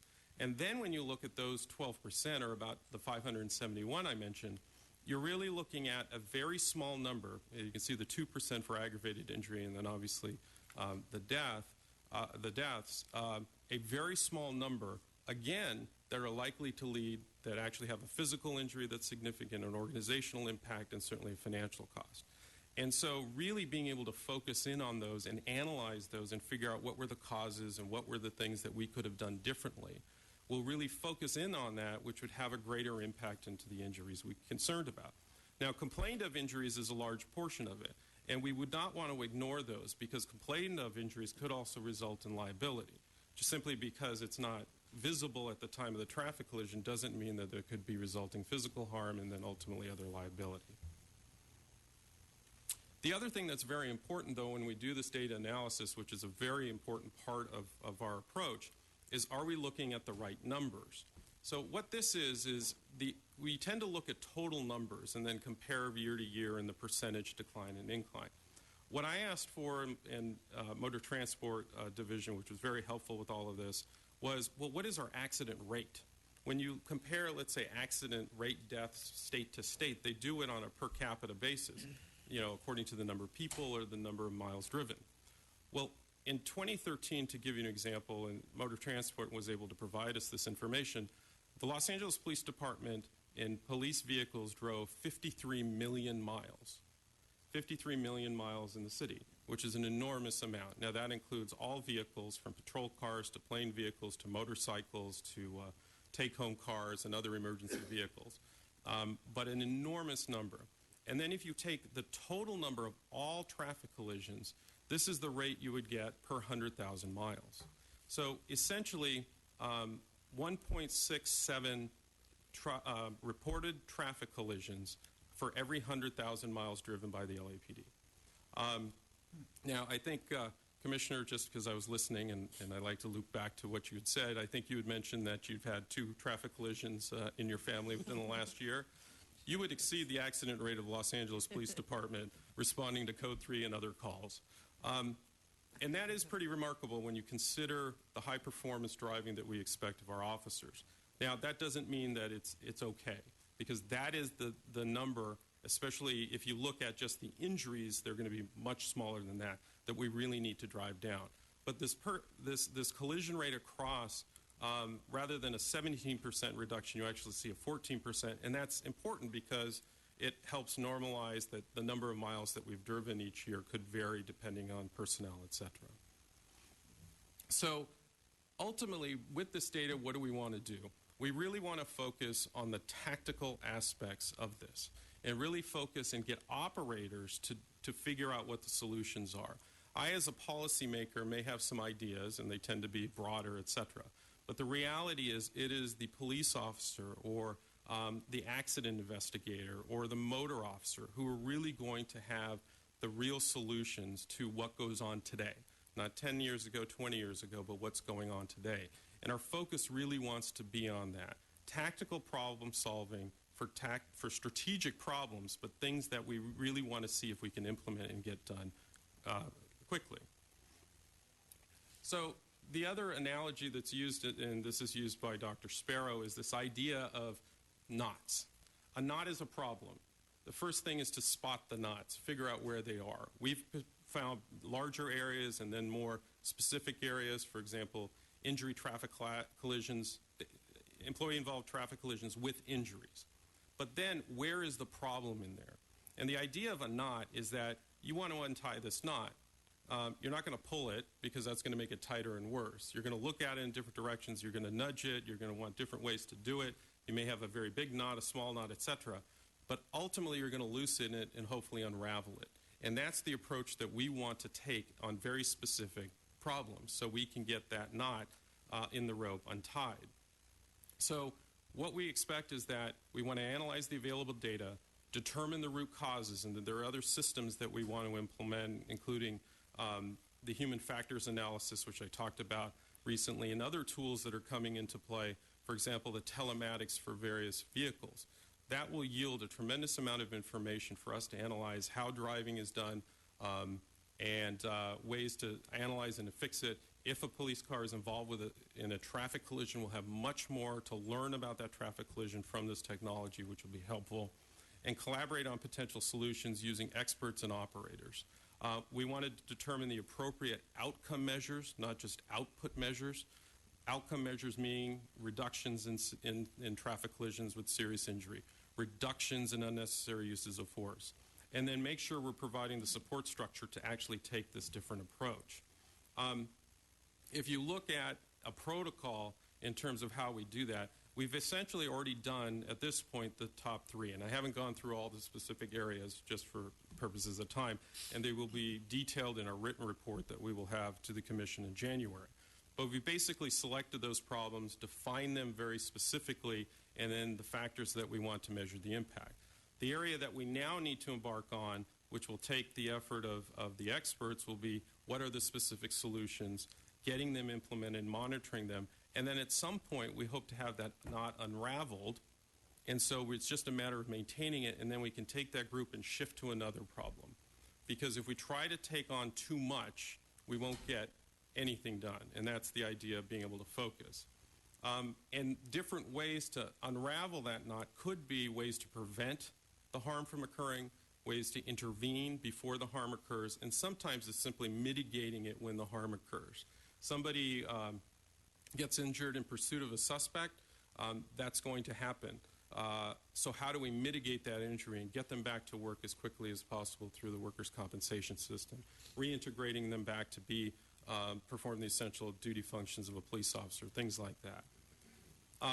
And so to support this, we can talk about the theory, but we really do have to have structural change to support that. So what we are going to do is actually get operator-level expert problem-solving groups in each of those four areas and focused on that. We want to get people who can actually come up with specific solutions and then keep away from that higher-level policymakers and have them on an executive committee to actually just consider the solutions and help with the implementation rather than being part of that process on the ground level.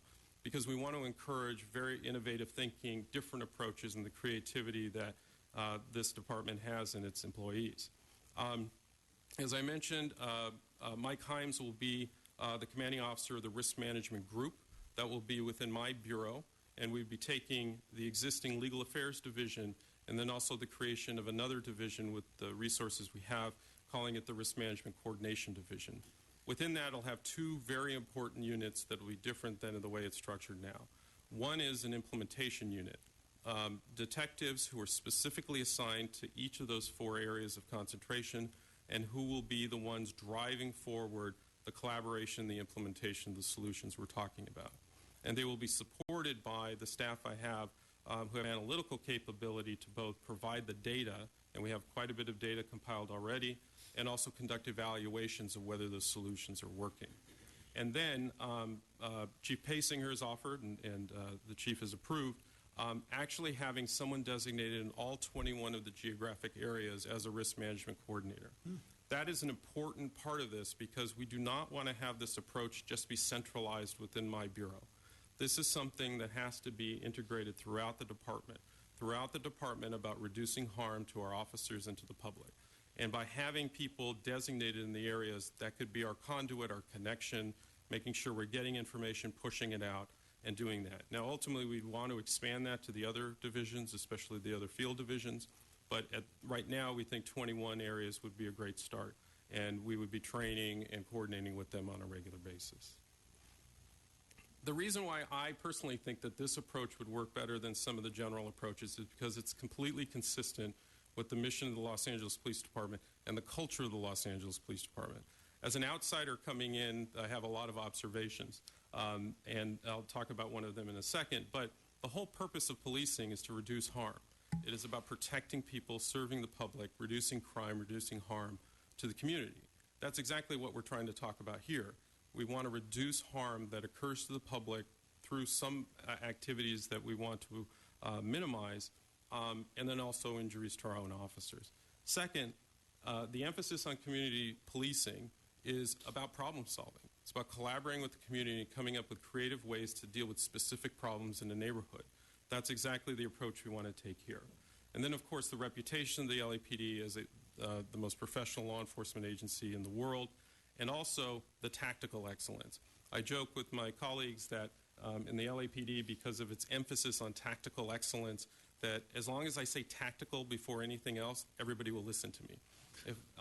And that tends to be true, and you can see that in the language that we use, tactical seatbelt release. You know, you and I may just think about that's the way you take your seatbelt off, but if you say tactical, there's a lot more attention paid to it. This is really about tactical precision, tactical expertise, which is the hallmark of the department, and is an effort to use that to focus in and solve important problems that we have. So just in summary, this is the approach. Focus on these 4 areas of harm that are very specific within them. Any of these things, because they cause physical, organizational, or financial injuries, have specific solutions to those specific problems, and then measure the impacts. There will be challenges, of course, and I want to say that up front. Resource constraints are always a challenge, but that's why I think this focused approach that we look at specific problems and then move on will be very important. Our analytical capabilities are limited. I'm very fortunate to have a few people on my staff who are very good with the numbers and very good getting the data, and especially getting the data that may not be automated. But trying to get that and making sure that we keep that on a routine basis will be important, because we need to measure it as we go along. We have to be willing to try new things and accept that sometimes they won't work and that they will fail. That has to be something none of us like doing, but if we really want to try a new approach, I think that's something that as an organization we need to be able to accept.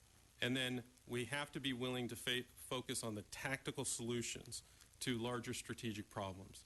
So for example, we have quite a bit of emphasis on wellness programs, which is important because that has a long-term impact. But if we're finding that the specific injuries that officers are suffering from are a narrow subset of that, then we really need to be willing to shift our emphasis and shift our focus on those specific things, which sometimes is difficult to do, especially if something's institutionalized.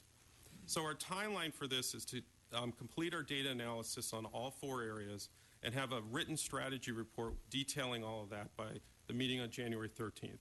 I put in the 27th as something for consideration simply because I think there is a benefit to including all of the data we can for 2014 so we can look at a complete 6 years. Also gives Mr. Himes an opportunity when he starts on the 12th to review this and have it, because this will be a very detailed guidebook to all of the experts groups. The second thing is we are compiling all the data and we'll put them in workbooks to give to the expert groups to actually have and consider. And that way they can understand what the universe is, and then we can go and follow up with additional stuff that they need. And then also having those groups formed by the 31st.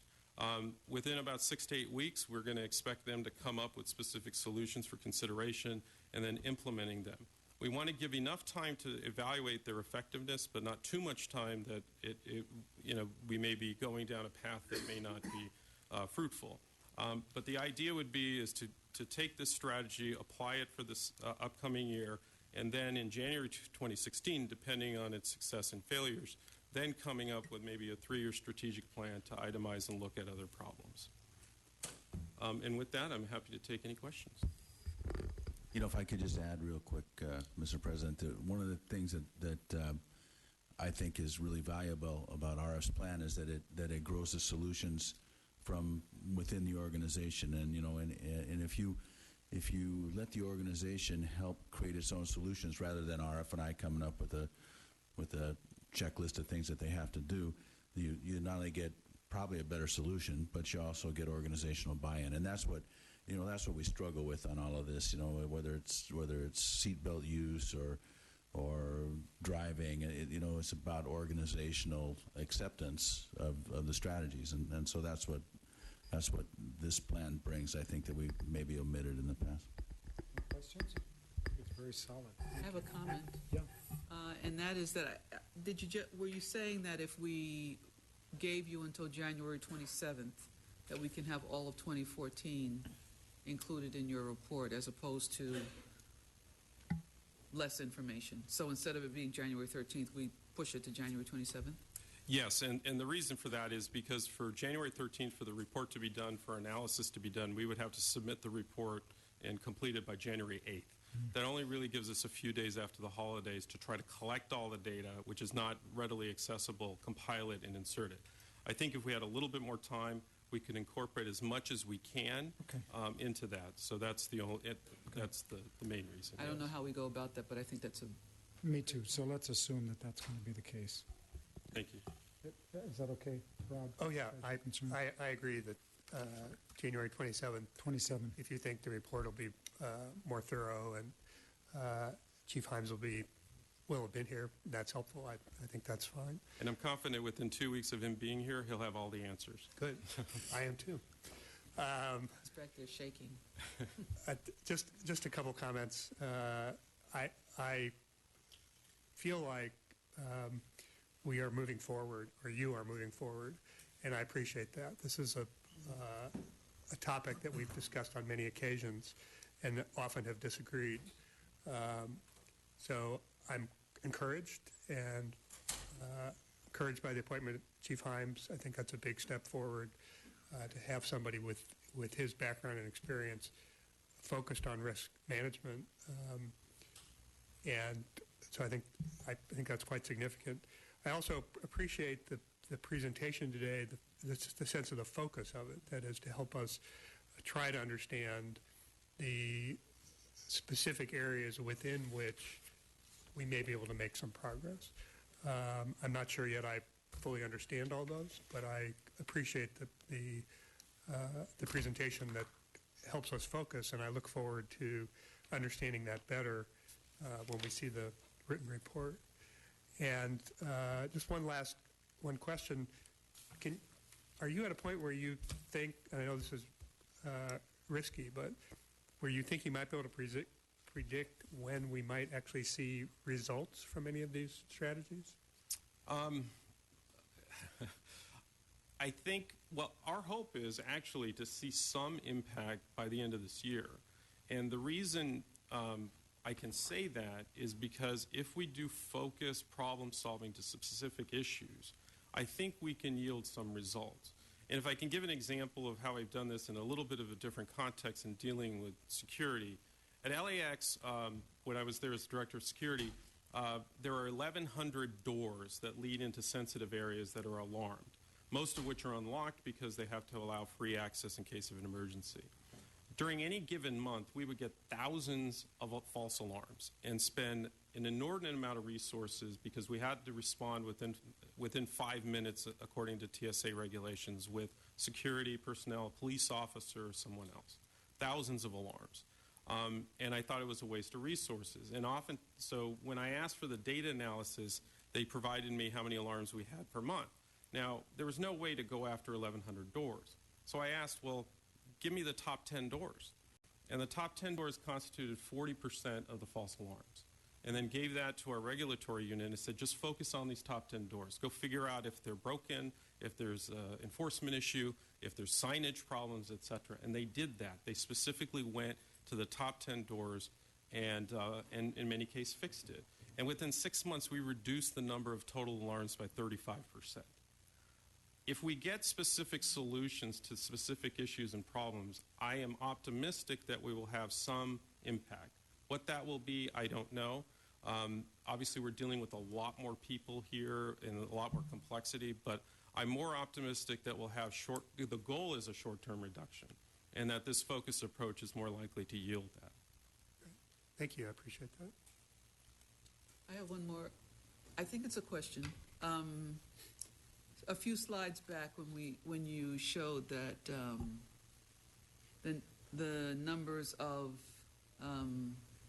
I guess potentially liable situations happen. With injuries? Yeah. The injuries? Okay. Right. What I'm curious about that, yeah. Yes. So what I'm curious about is on this pie chart, will you do the analysis that shows what category results in the highest number of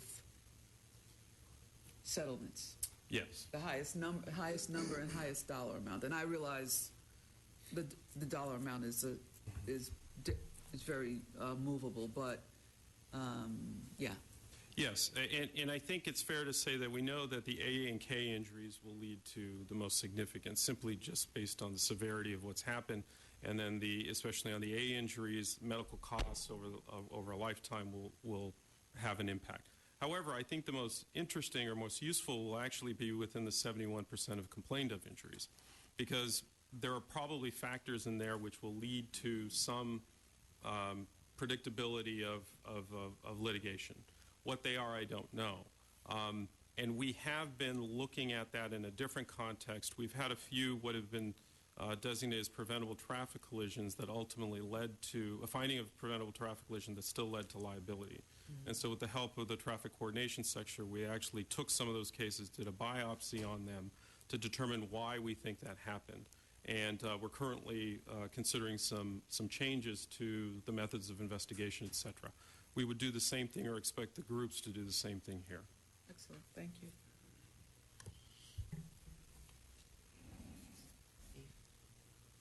No questions. No questions? Okay. Well, with that, thank you very much. Thank you. Very well done. 27th. Thank you. 27th. We are now on item 8D, Department's verbal presentation, PowerPoint, and discussion relative to the Uniform Crime Reporting and the responsibilities of the newly created Data Integrity Unit.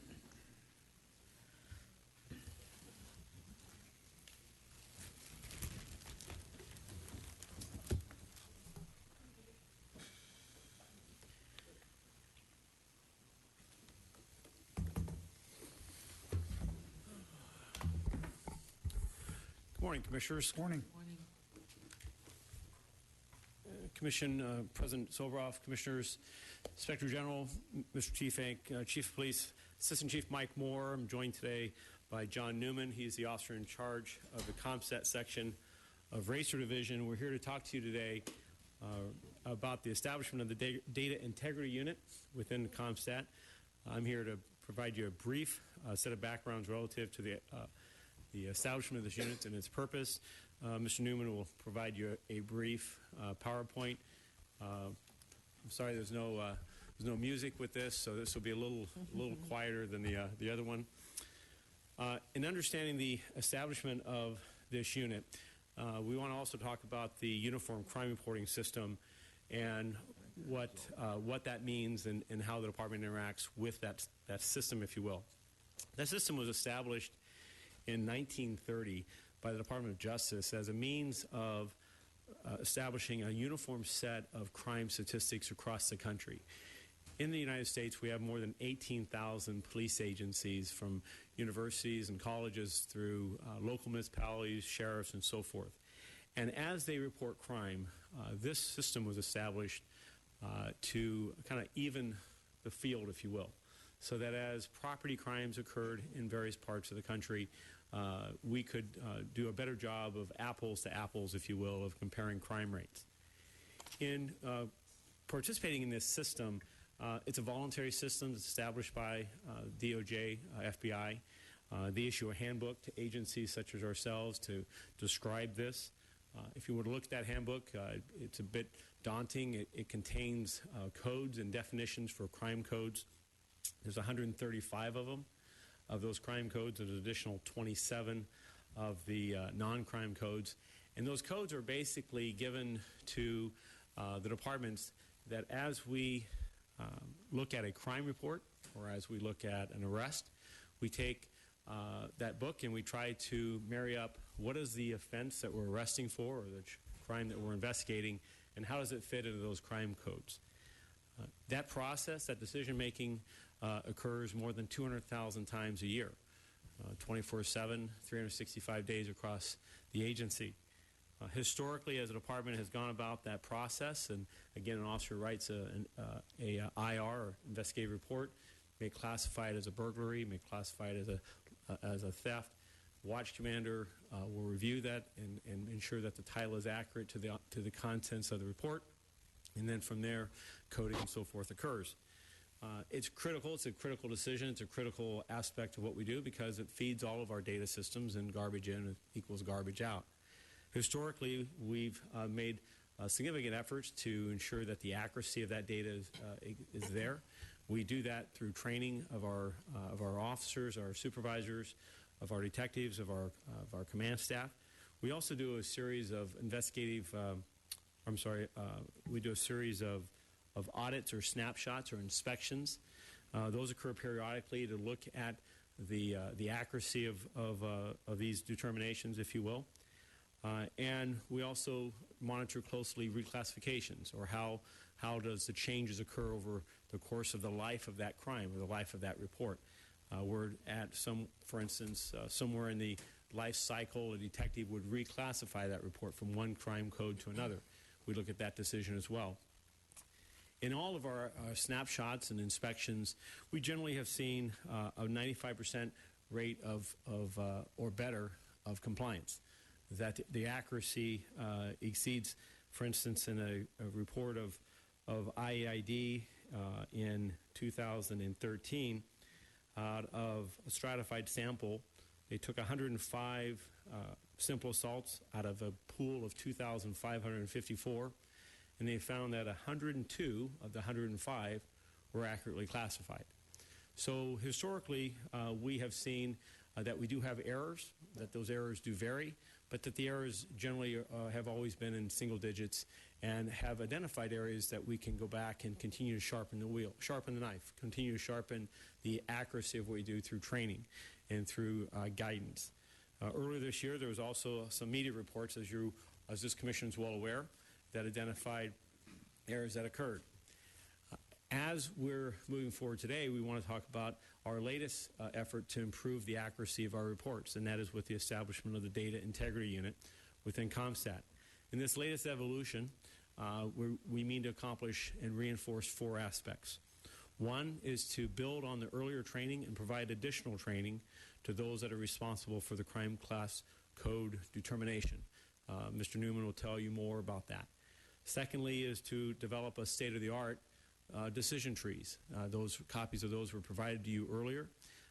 They give you a decision process, if you will, that a person at 3 o'clock in the afternoon or 3 o'clock in the morning can, at a watch commander desk, look at an investigative report or look at a crime report or an arrest report and determine what is the best crime code that should fit this report.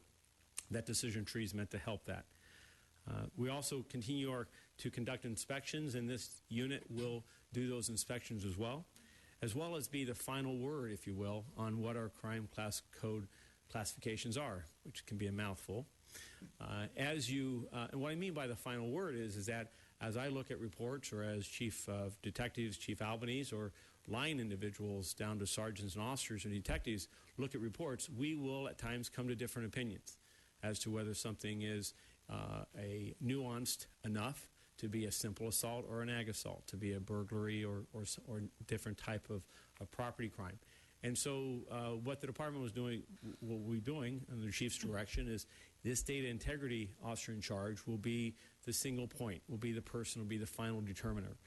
That's important because as we work with California Department of Justice and we work with the FBI and the United States Department of Justice, we need to interpret their interpretations.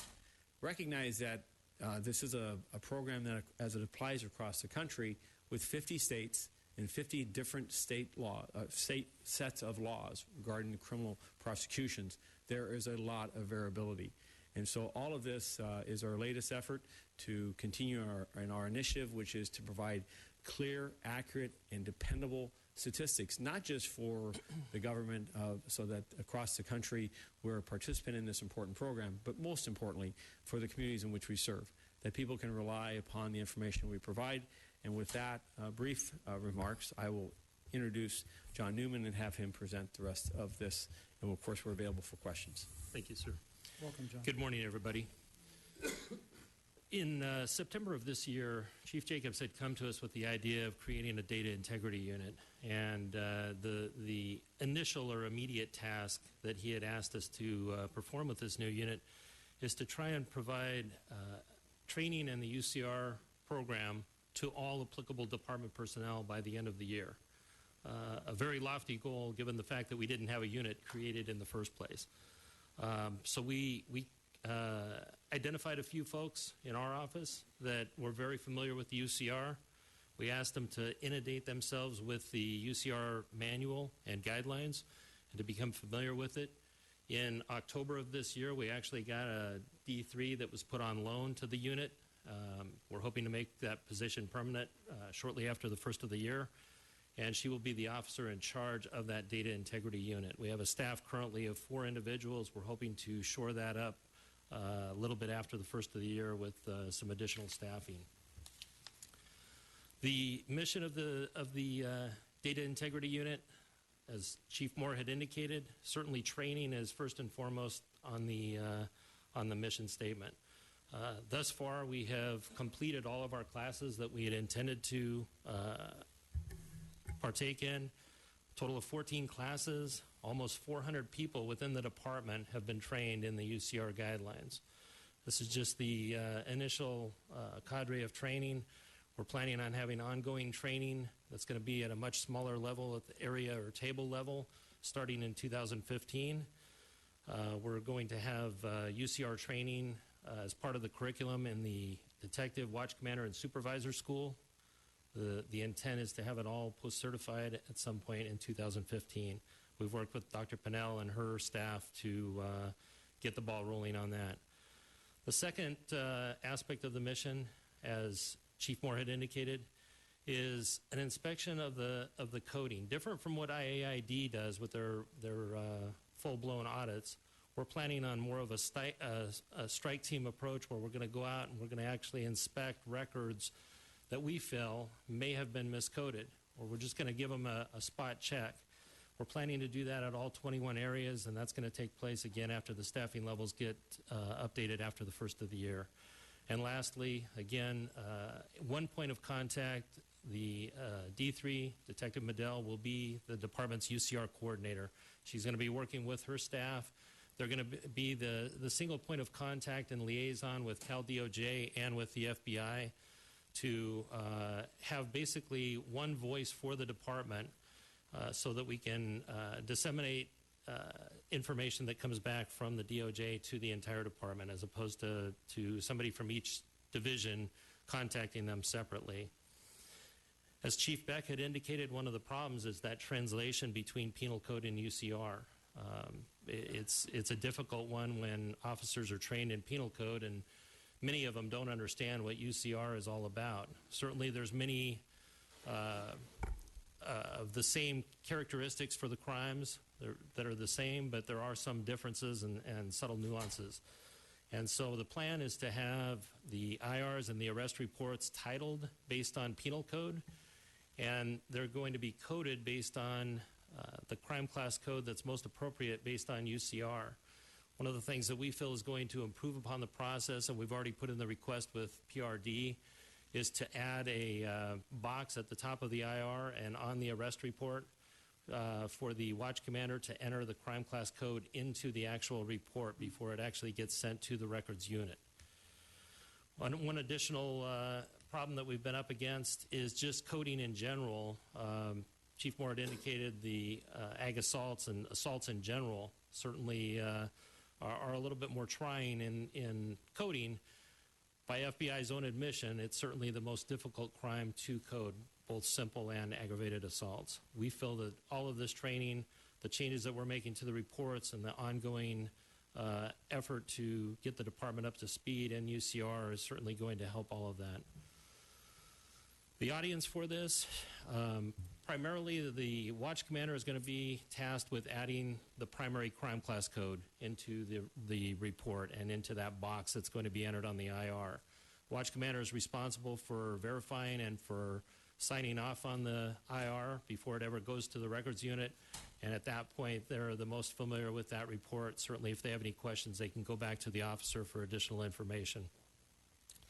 The second kind of line of defense is going to be the records clerks, where they're going to verify that the initial primary crime class code entered is correct. If they feel that there's any questions or problems with that, they will go back to the watch commander and have a discussion. They're also going to be adding any additional crime class codes up to 4 that the system allows.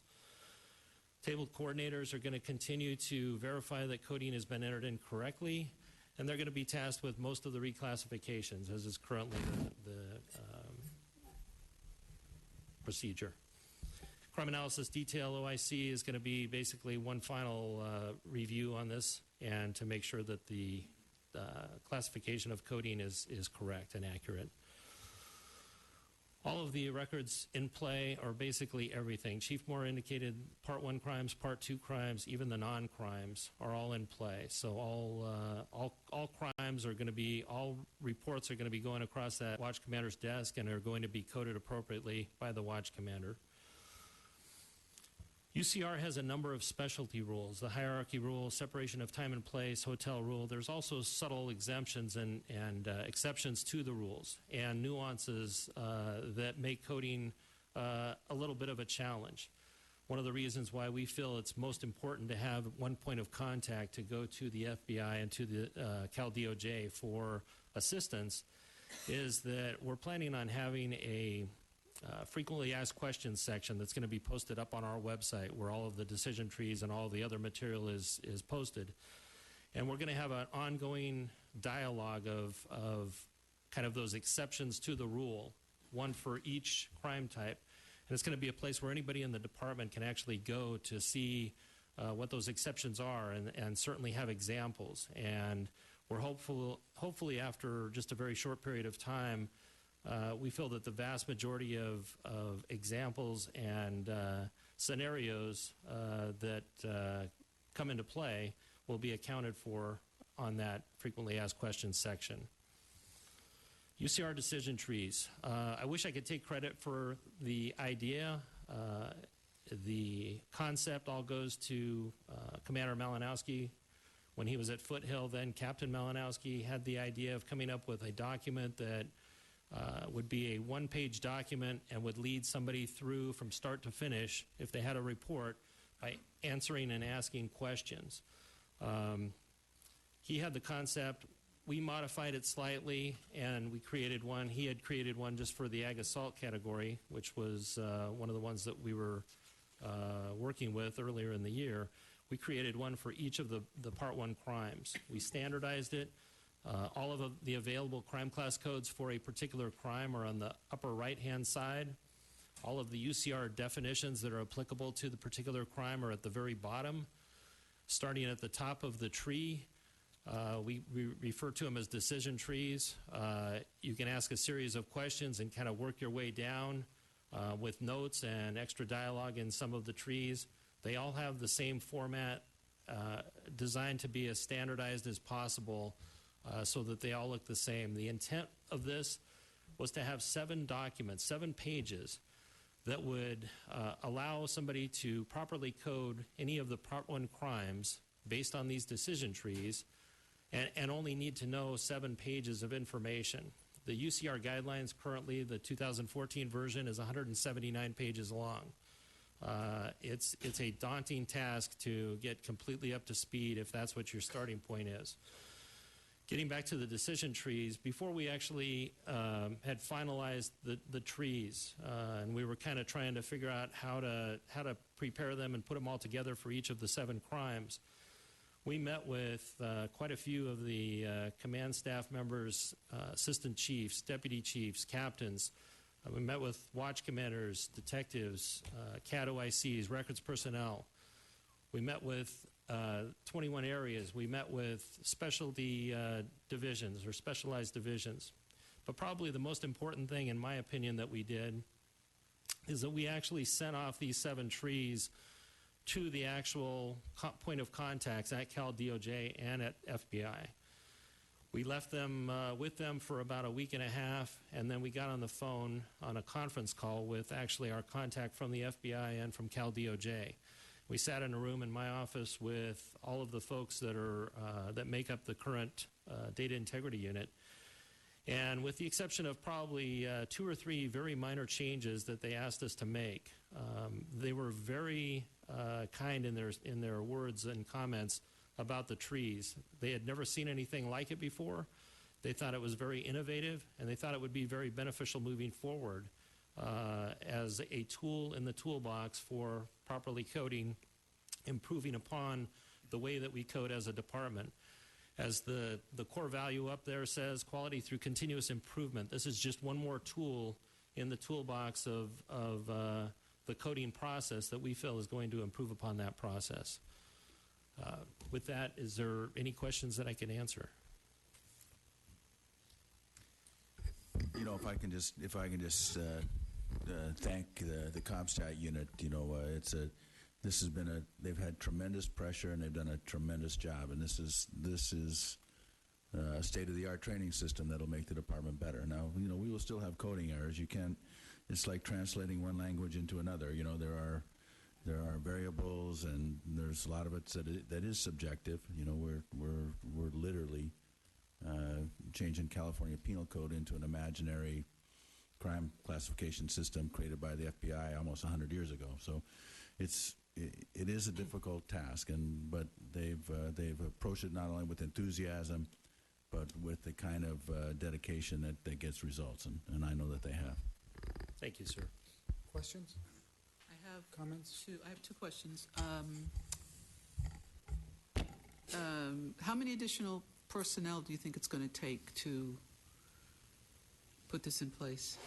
We are actually in the process of putting together a request for a D2 and 3 D1s. Our concept would be to have a backup supervisor to Detective Medell. We're going to have one detective assigned to each bureau. We thought that was a good way to split apart the staffing. One of the existing 4 individuals is actually going to stay a crime analyst, and obviously the D3 is going to stay. The other 2 will probably eventually go back to their other tasks. That will bring the unit at a total of 6 individuals. We feel that if we were to carry this forward to have staffing around the clock, obviously we're gonna need additional staffing above and beyond that. I think that's probably a later conversation, but certainly there is a need for expertise in UCR coding 24/7, not just during day watch, and we're aware of that. Thank you. And Chief Moore, you said that there was going to be one person who was going to be the ultimate, you know, I guess, arbiter of, is it this or is it that? And is that's the D3 that'll be working the data integrity unit. Obviously, it's a her at this point, and she'll continue to work there, but also closely with Chief Albanese as Chief of Detectives, with Miss Deanna Markley, who's our Chief of Records and Identification. This is this is an enterprise. This is the latest addition to further this enterprise, this evolution of screening out and weaning out as much of the error factor as possible. So it's meant to augment and further strengthen and support. It's not meant to be a standalone. Mm-hmm. The collective efforts. CompStat will still be matters of reclassification. Why do those reclassifications occur in the first place? Do we have a focus, as Mr. Arif Ali Khan indicated, where are errors occurring? Those are things that will become a CompStat function for areas and bureaus to answer. Do we have a watch commander that's a point of error? Do we have a particular detective desk? So each of the aspects of the department's operation will come to bear on this.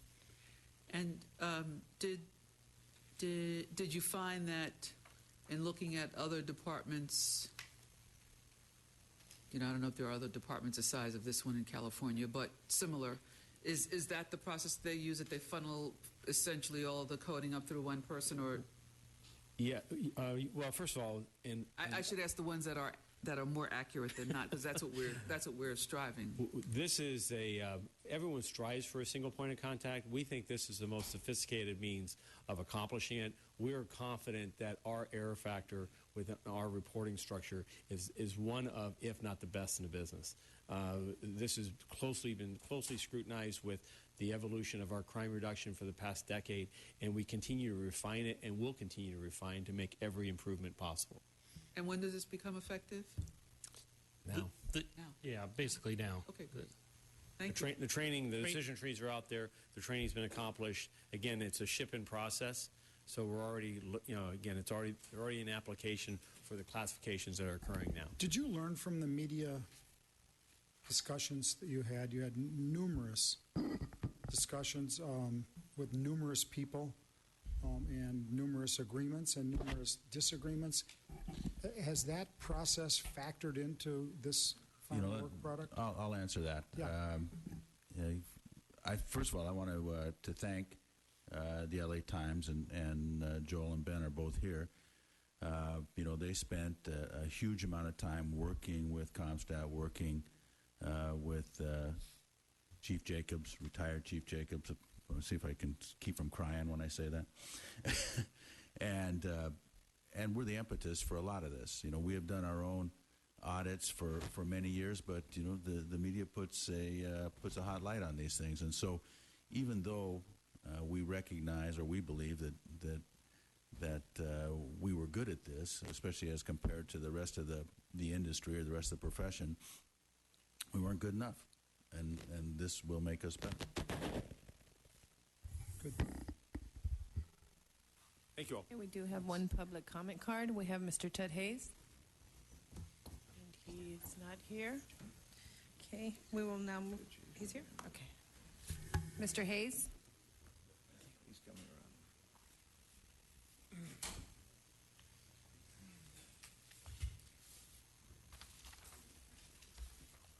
With the turmoil that's going on around the nation, a lot of concern is being placed upon the race and ethnicity of officers and suspects or victims. I'm given to understand that reporting does not require that designation be provided to the Justice Department or to the FBI. Chief Parks had a problem because during the consent decree, a lot of information had to be collected in that area. He didn't like doing that. It had to be pointed out to him it was not a consent decree between the police department and the feds, but the city of Los Angeles and the feds. Now, there is an elephant in the room, an inconvenient truth, and that's about the fact of black crime. And some quarters are saying it should not be reported. 1% of this population commits 27% of the murders. Guess who that might be? Serena Williams and Venus Williams, street crime, relative killed. Chief Berta Parks' granddaughter, street crime, killed. Bill Cosby's son, street crime, killed. So that kind of gives you the highlights of people who are killed in street crimes and the race. Now, I'm glad the Hawaiian Gardens have been cleared up, as well as Ramona Gardens, thanks to the Joint Task Force. Very glad that's taken care of. But one thing we have to be concerned about is whether or not we're going to collect the data on the race, ethnicity, even religion of people who are committing crimes. That's very important. Now, the officers know what's going on. There's no question in my mind. They know where the crime in this community is taking place and who's doing it. But I think the data should be required collection of the police department. Thank you. Thank you. We're now on item 8H, Department's report dated December 10th, 2014, relative to the jail operations audit number 14-002.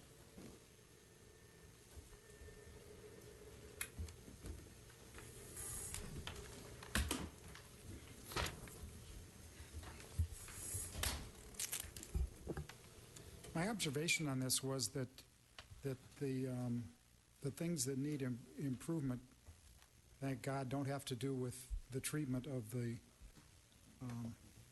folks in the jails as far as this audit goes. It looked like there were paperwork issues or administrative issues, but those issues don't trickle down or affect what actually happened in the system. Is that correct? Yes, sir. Most of our findings were administrative in nature. Mm-hmm. However, let me go ahead and present. Go ahead. Good afternoon, Chief Beck, Commissioners, Mr. Bustamante, Mr. Tiefenk, Mr. De La Guerra. I'm Lieutenant Cheryl Barada, and with me are Detective 3, David Kennedy, Sergeant 2, Daniel Hahn, who is the project manager. We're from Internal Audits and Inspection Division, and here today to present the jail operations audit. Also here today representing Jail Division is Captain David Lindsay and Commander John Sherman, Assistant to the Director, Office of Special Operations. Internal Audits and Inspection Division conducted the jail operations audit in accordance with fiscal year 2013-2014 Department Audit and Inspection Plan. The purpose of the audit was to evaluate the department jails for conformance with department policies and procedures. The audit evaluated jail operations in the department's 3 main jails. That would be Metropolitan Detention Center, 77th Regional Jail, and Valley Regional Jail. The audit included the evaluation of life safety equipment, that's self-contained breathing apparatus, automated external defibrillators, suicide intervention kits, inmate housing classification, administrative segregation record keeping, inmate classification questionnaires, division booking records, inmate health and welfare record keeping, jail inspection records, general housing checks, special confinement records, and sobering cell inmate welfare forms, inmate property release process record keeping, jail custody record, non-categorical use of force investigations, articulation of legal basis, supervisor's administrative investigation, watch commander's insight, and management oversight, as well as complaint investigations. That's the availability and completeness of audio recordings, interviews, and evidence. The high-risk standard of the maintenance and availability of life safety equipment was met. However, the audit identified discrepancies in administrative procedures related to documentation of supervisory oversight, inmate checks, and release of inmate property. The audit also revealed a need for additional training in the area of investigations. The findings were presented to the commanding officer, Jail Division, who expressed general agreement with the findings. Jail Division subsequently submitted a response addressing each of the findings and provided a detailed list of action taken to rectify the identified discrepancies.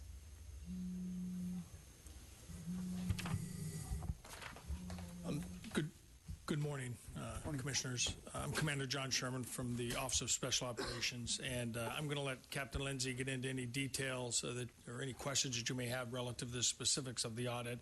But I just wanted to assure you that both Captain Lindsay and I have taken a very, very close look at this and given it a significant amount of attention and command emphasis at our level. Of note, the 3 section OICs from the 3 regional jails are present here today for this presentation to the Police Commission. This audit and these administrative oversights are a recurring theme with both Captain Lindsay and myself. I have personally conducted a number of audits at all 3 facilities, a number of inspections at all 3 facilities since this audit occurred, and I am continuing to see gradual improvement in the efforts of the employees. In many instances, we saw human errors relative to the documentation of some of our inspections. And then in other areas, we saw some system flaws where we can tighten up some of the processes and systems we have. In either case, we're fixing those areas and we'll improve in those areas. I'll let Captain Lindsay get into any specifics you may have relative to the audit. Just a few other things. We've identified the officers that had the omissions or deficiencies. We've provided training to them. During my monthly deployment meetings, we talk about the results of the audit, not only this audit, but we continue to do monthly audit or monthly inspections on our own to gauge our progress in doing better in these areas. I discuss it with my OICs to try to get this to trickle down. Additionally, I do my own unannounced inspections of the jails, including Pacific and Hollywood, which weren't covered in this audit, to identify any areas that might need to be addressed. And then I'll be happy to answer any specific questions you may have. Any questions, Rob? Yeah, I just have a few. One of the issues that we hear about here often from the public has to do with signage in the detention center and in the jails. And I didn't know if it seemed to me that was not something as part of this audit. Is that something that you look at otherwise, or was that here and I just didn't see it? It was not covered in this particular audit. I'm aware of some of the signage issues that have been brought up in past police commissions. I believe they have all been addressed a while ago, and we even had the city attorney review the signs to make sure they were compliant with all state laws. Right. And is that issue something that will show up in an audit that we'll see at some point? Or? Absolutely, we can include that. Great. Thank you. I appreciate that. Second, page 7 in the audit, at the top, says inmates may be segregated for the following reasons, and there's a list of reasons, one of which is sexual orientation. And I just was curious, I understand the statement is permissive, inmates may be. I know that in the last several years there have been significant efforts made, particularly in MDC, with respect to gender identity. And so I didn't know whether going forward that's something that you would specifically include, refer to, be auditing, paying attention to, or not. We can absolutely also include that. I think that would be a good idea, in particular because the department's doing such a good job on those issues. Also, on page 7, the last paragraph, I'm trying to understand what the last sentence means. It says all 10 inmates were segregated properly. Does that mean that, well, can you help me understand what that means, given what the prior part of that paragraph says? Basically, this comes to a point of documentation. Okay. So what should have happened with the exception of the documentation. Correct. Okay. Thank you. I appreciate that. And then the last is beginning on page 10, but proceeding through the rest of the report. I didn't see department responses, and I didn't know whether I just not seeing them, or departments responded and that's subsumed somewhere. Can you just help me understand that? I understand the general statement that you were in agreement. But I just, for 3B, 3C, 4, 5B, 5C, 6A, there were recommendations. I just didn't see a response. I don't know if I'm missing it or... The department or jail division did respond to it. I don't, in regards to how much of it was included in the report submitted to you, it may have been condensed down. Okay. And the document I possess, sir, has all of those headings, so it may be that you just didn't get a copy of that page. Okay. Well, then, in that case, if you just provide me with a copy of that, I'd appreciate it. And what page do you have? Yeah. What pages are on? It starts on page 1 and then page 2 and 3, and I've got a signature block here for... Signature block is on page 4 with all the appropriate signatures, and you referenced 3B, 3C. They're on page 2.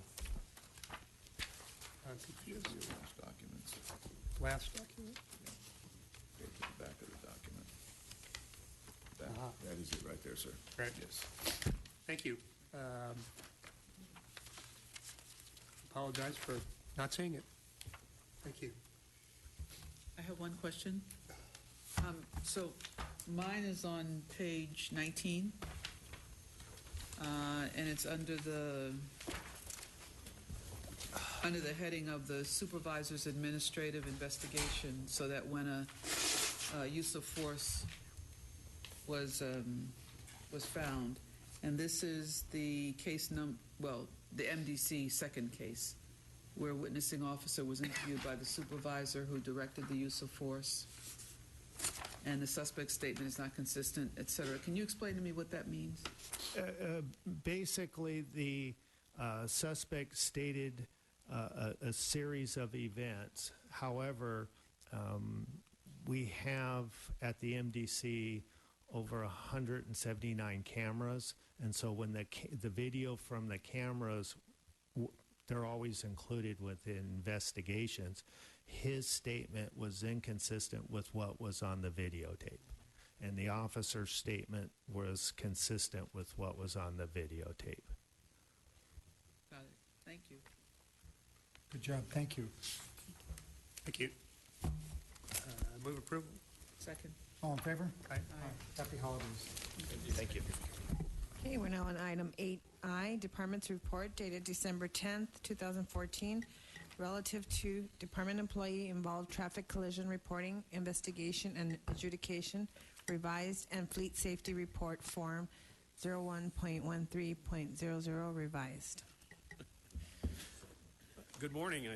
Good afternoon, Commission President, members of the Commission. You attract a crowd. I do. They all left. This is not one of those items they're probably hanging on. Who's hanging?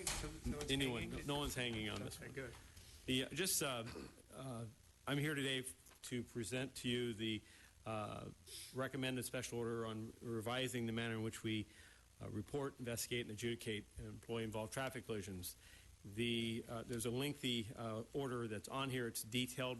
It's lengthy by requirement because, as you might expect with the reporting, adjudication, and of such an event, we have a number of different aspects of it.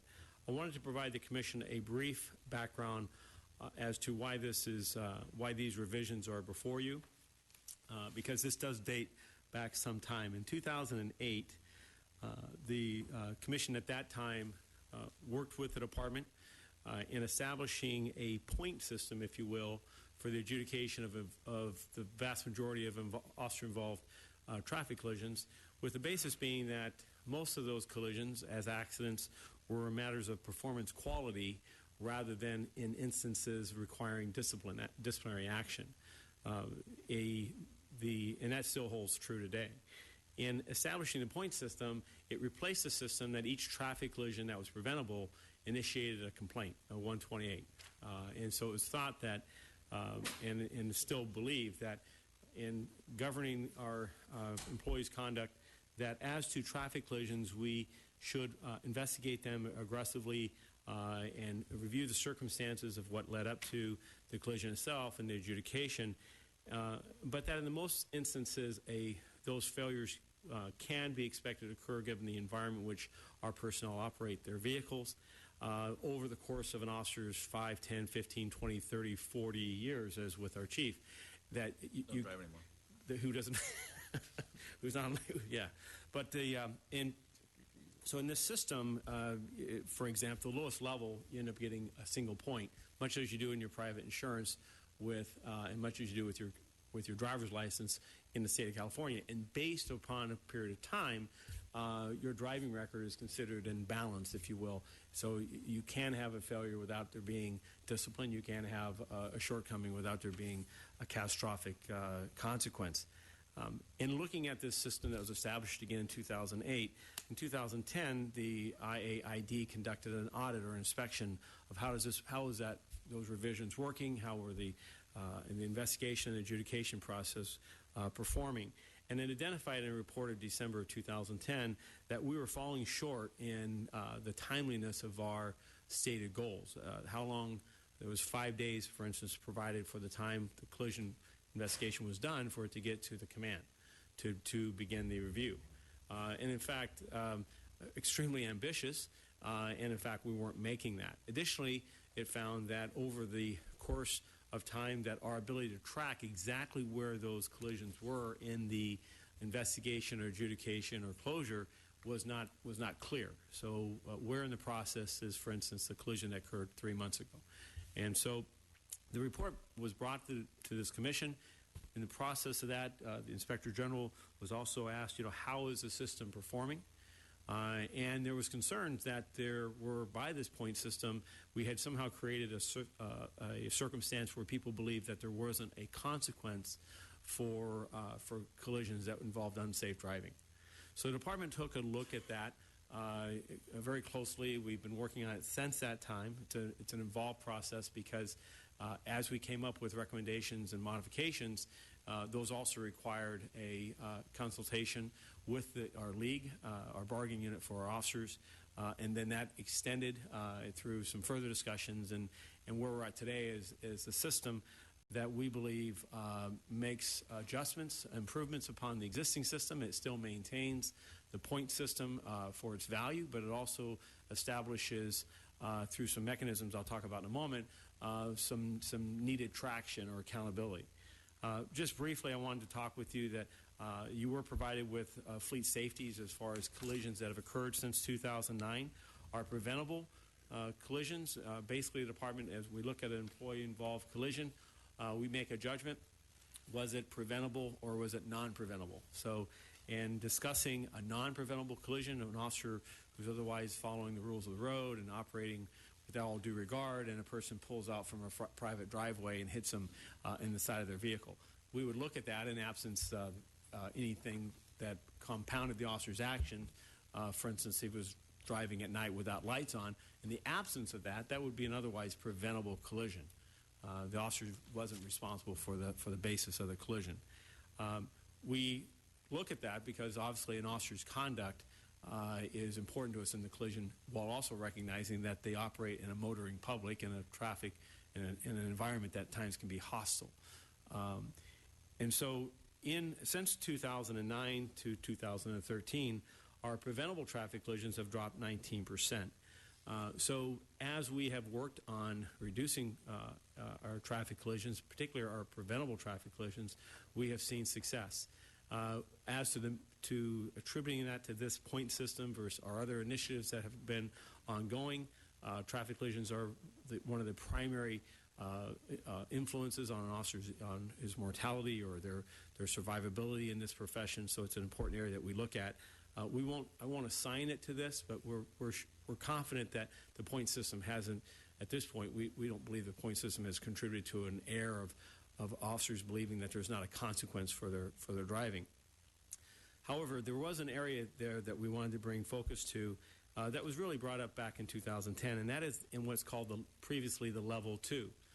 There was a level 1, 2, and 3, the third one being the most severe, and with which the third level involved gross negligence or reckless disregard for safety, a criminal act, if you will, a death or a serious injury of a motorist, that being the level 3. The level 1 was a slow speed, less than 10-mile collision fender bender that didn't involve injuries. The level 2 is where much of our work was at, which may involve complained of injuries or actual injuries themselves and other driving by the officer. That's 15 to 20% of our book of work of collisions. But it's an important, as Mr. Alikhan had said earlier, it's important to look at groups of our collisions to understand how do we further tease out differences and how can a policy and our protocols further improve our performance in areas of our work. What we came to is, and what's in this order, is that in that level 2, we believe that the earlier standards were insufficient. That a level 2 that was in there that had a person that was not driving recklessly, but perhaps were driving unsafely, perhaps unsafe speed for the conditions or unauthorized code 3, that previously that would have been a level 2, that we need to break that out and make an additional level. So I'll draw your attention that that's one of the most striking differences here is that we established a fourth level, if you will. And it was stuck between levels 2 and level 3. And it basically involved that you have a person, an officer involved in a preventable traffic collision, that there was a complained of level of injury perhaps or no injury, but the officer was driving unsafe for the conditions. The officer was driving or failed to yield for another motorist. In that instance, it wouldn't just be 2 points and we'll see you later. But instead now, we will provide for further accountability. That accountability may be a notice to correct deficiencies, identifying clearly to the officer that not accidents and collisions do occur, but as it's preventable, the officer's conduct was engaged in this or enabled or facilitated this collision. And in more serious instances, a complaint investigation which would allow for suspension or ultimately even more serious events. We wouldn't expect that absent the officer's conduct being repeatedly substandard, which, by the way, that repeated or egregious acts become a level 4. The point systems really don't change other than this added layer of accountability. And again, I'll go back to the reason it was created was to work on that period of level 2 that we wanted to tease out and break apart some of those that had some conduct that we thought delivered deserve better sanction than simply a point. Are you implementing it now? It will upon your approval. The other changes I want to quickly point out to you, we've also reestablished an executive fleet safety committee made up of the department's traffic coordinator, that being Deputy Chief Mike Downing, Special Assistant Constitutional Policing, and others. Those are involved in those repeat offenders. Those individuals that have a series of accidents over 3 years or a significant accident involving a death of a motorist or serious injury, this committee is to then make recommendations to the Chief of Police as to what actions other than points may be necessary. The last two matters that are important, we established or reestablished, if you will, the role of the bureau chiefs. Previously, the area captains, as a reminder, looked at a collision. They would determine whether it was preventable or non-preventable, and then it went to the department traffic coordinator. And if that captain made a decision that it was non-preventable, that was final. And there were, over the course of time, we've seen errors in that assessment. And so the role of the Bureau has been reintroduced, and the issue there is to ensure consistency, to ensure adherence to standards, and to take a second look because there may be, again, a difference of opinion. This is a business at times of nuances that people may differ, intelligent people. And the Bureau's role is to come in and ensure consistency and accountability across the agency for standards. Lastly, we believe, and this is important, and it's consistent with something we've seen with our use of force, or categorical, non-categorical, and that is in instances of a traffic collision, preventable or otherwise, an officer will receive a debrief for any time there's complained of injuries or more. So the aspect there is you're involved in a collision, perhaps it's your fault, and someone has injured yourself or your partner or others. We want to debrief with that officer that collision and understand, keep it in perspective, but at the same time also identify and give them a moment of reflection of what other actions should they take to perhaps avoid those in the future when possible, recognizing that accidents are just that. They're accidents. But what are some of the underlying actions we may be involved in that is contributing that as individuals? So that's an effort after a long morning and early afternoon for you to condense this down, and certainly I'm available for any questions. Go ahead. I just have one comment, one question. The comment is to thank you both for the report and the progress and for the briefing you gave to Commissioner Sobroff and me last week. It seems to me it's taken a lot of work. It's in good shape, and I look forward to the board approving it and you're implementing it. The question was, I noticed just fortuitously I think it was last week, some news articles about the Sheriff's Department considering implementing a policy restricting officers' use of computers while they're driving. And I know that's a different sort of piece of this. It's a substantive rule or not as to what we require or prohibit. And I'm just curious if you have thoughts about that and whether that's something the department's thinking about or has already implemented. Or I'm not, as I sit here today, I believe it's a challenge. One of the challenges we have is officers multitasking. Right. And that, while we make efforts with the radio and with the MDCs to keep your head up, it is a constant effort. We do benefit as a department with a 2-officer deployment in most of our units, whereas the Sheriff's Department, many of those are lone officers. We remind our sergeants, who are generally activated by themselves, to be mindful of distracted driving. It affects us whether the uniform is not an armor against that. So it is something that we talk about. It is also something that we look at when we have collisions as to the officer's actions, whether it be on a cell phone or with a mobile digital computer. Thank you. Motion for approval? Move approval of the item. Second. All in favor? Aye. Aye. Good. Good job. Thank you all. Thank you. We're now on item number 9, public comment. We have Mr. Ted Hayes. So close.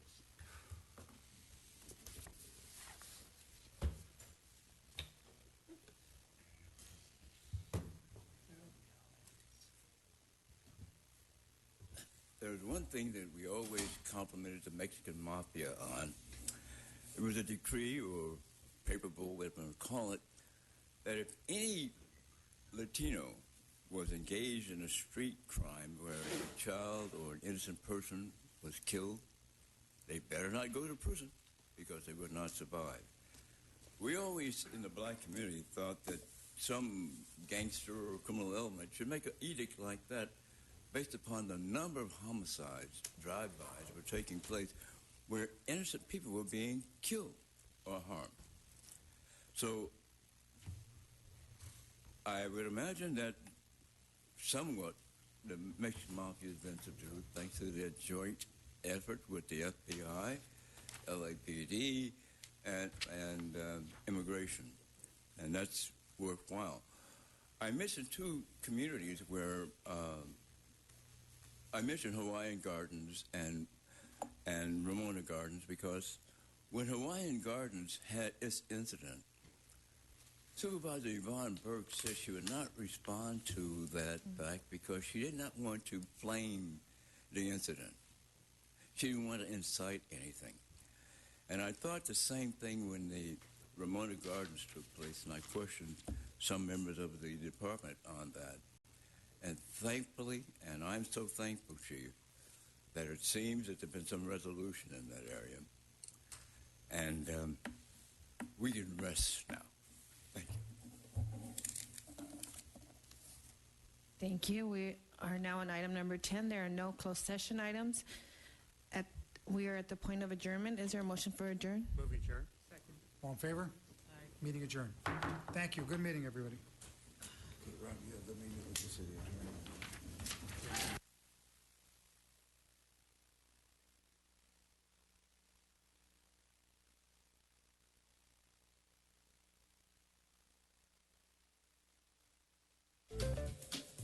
Hi, I'm Shannon Lamert Park. You're watching LA City View, Channel 35, our city, our channel.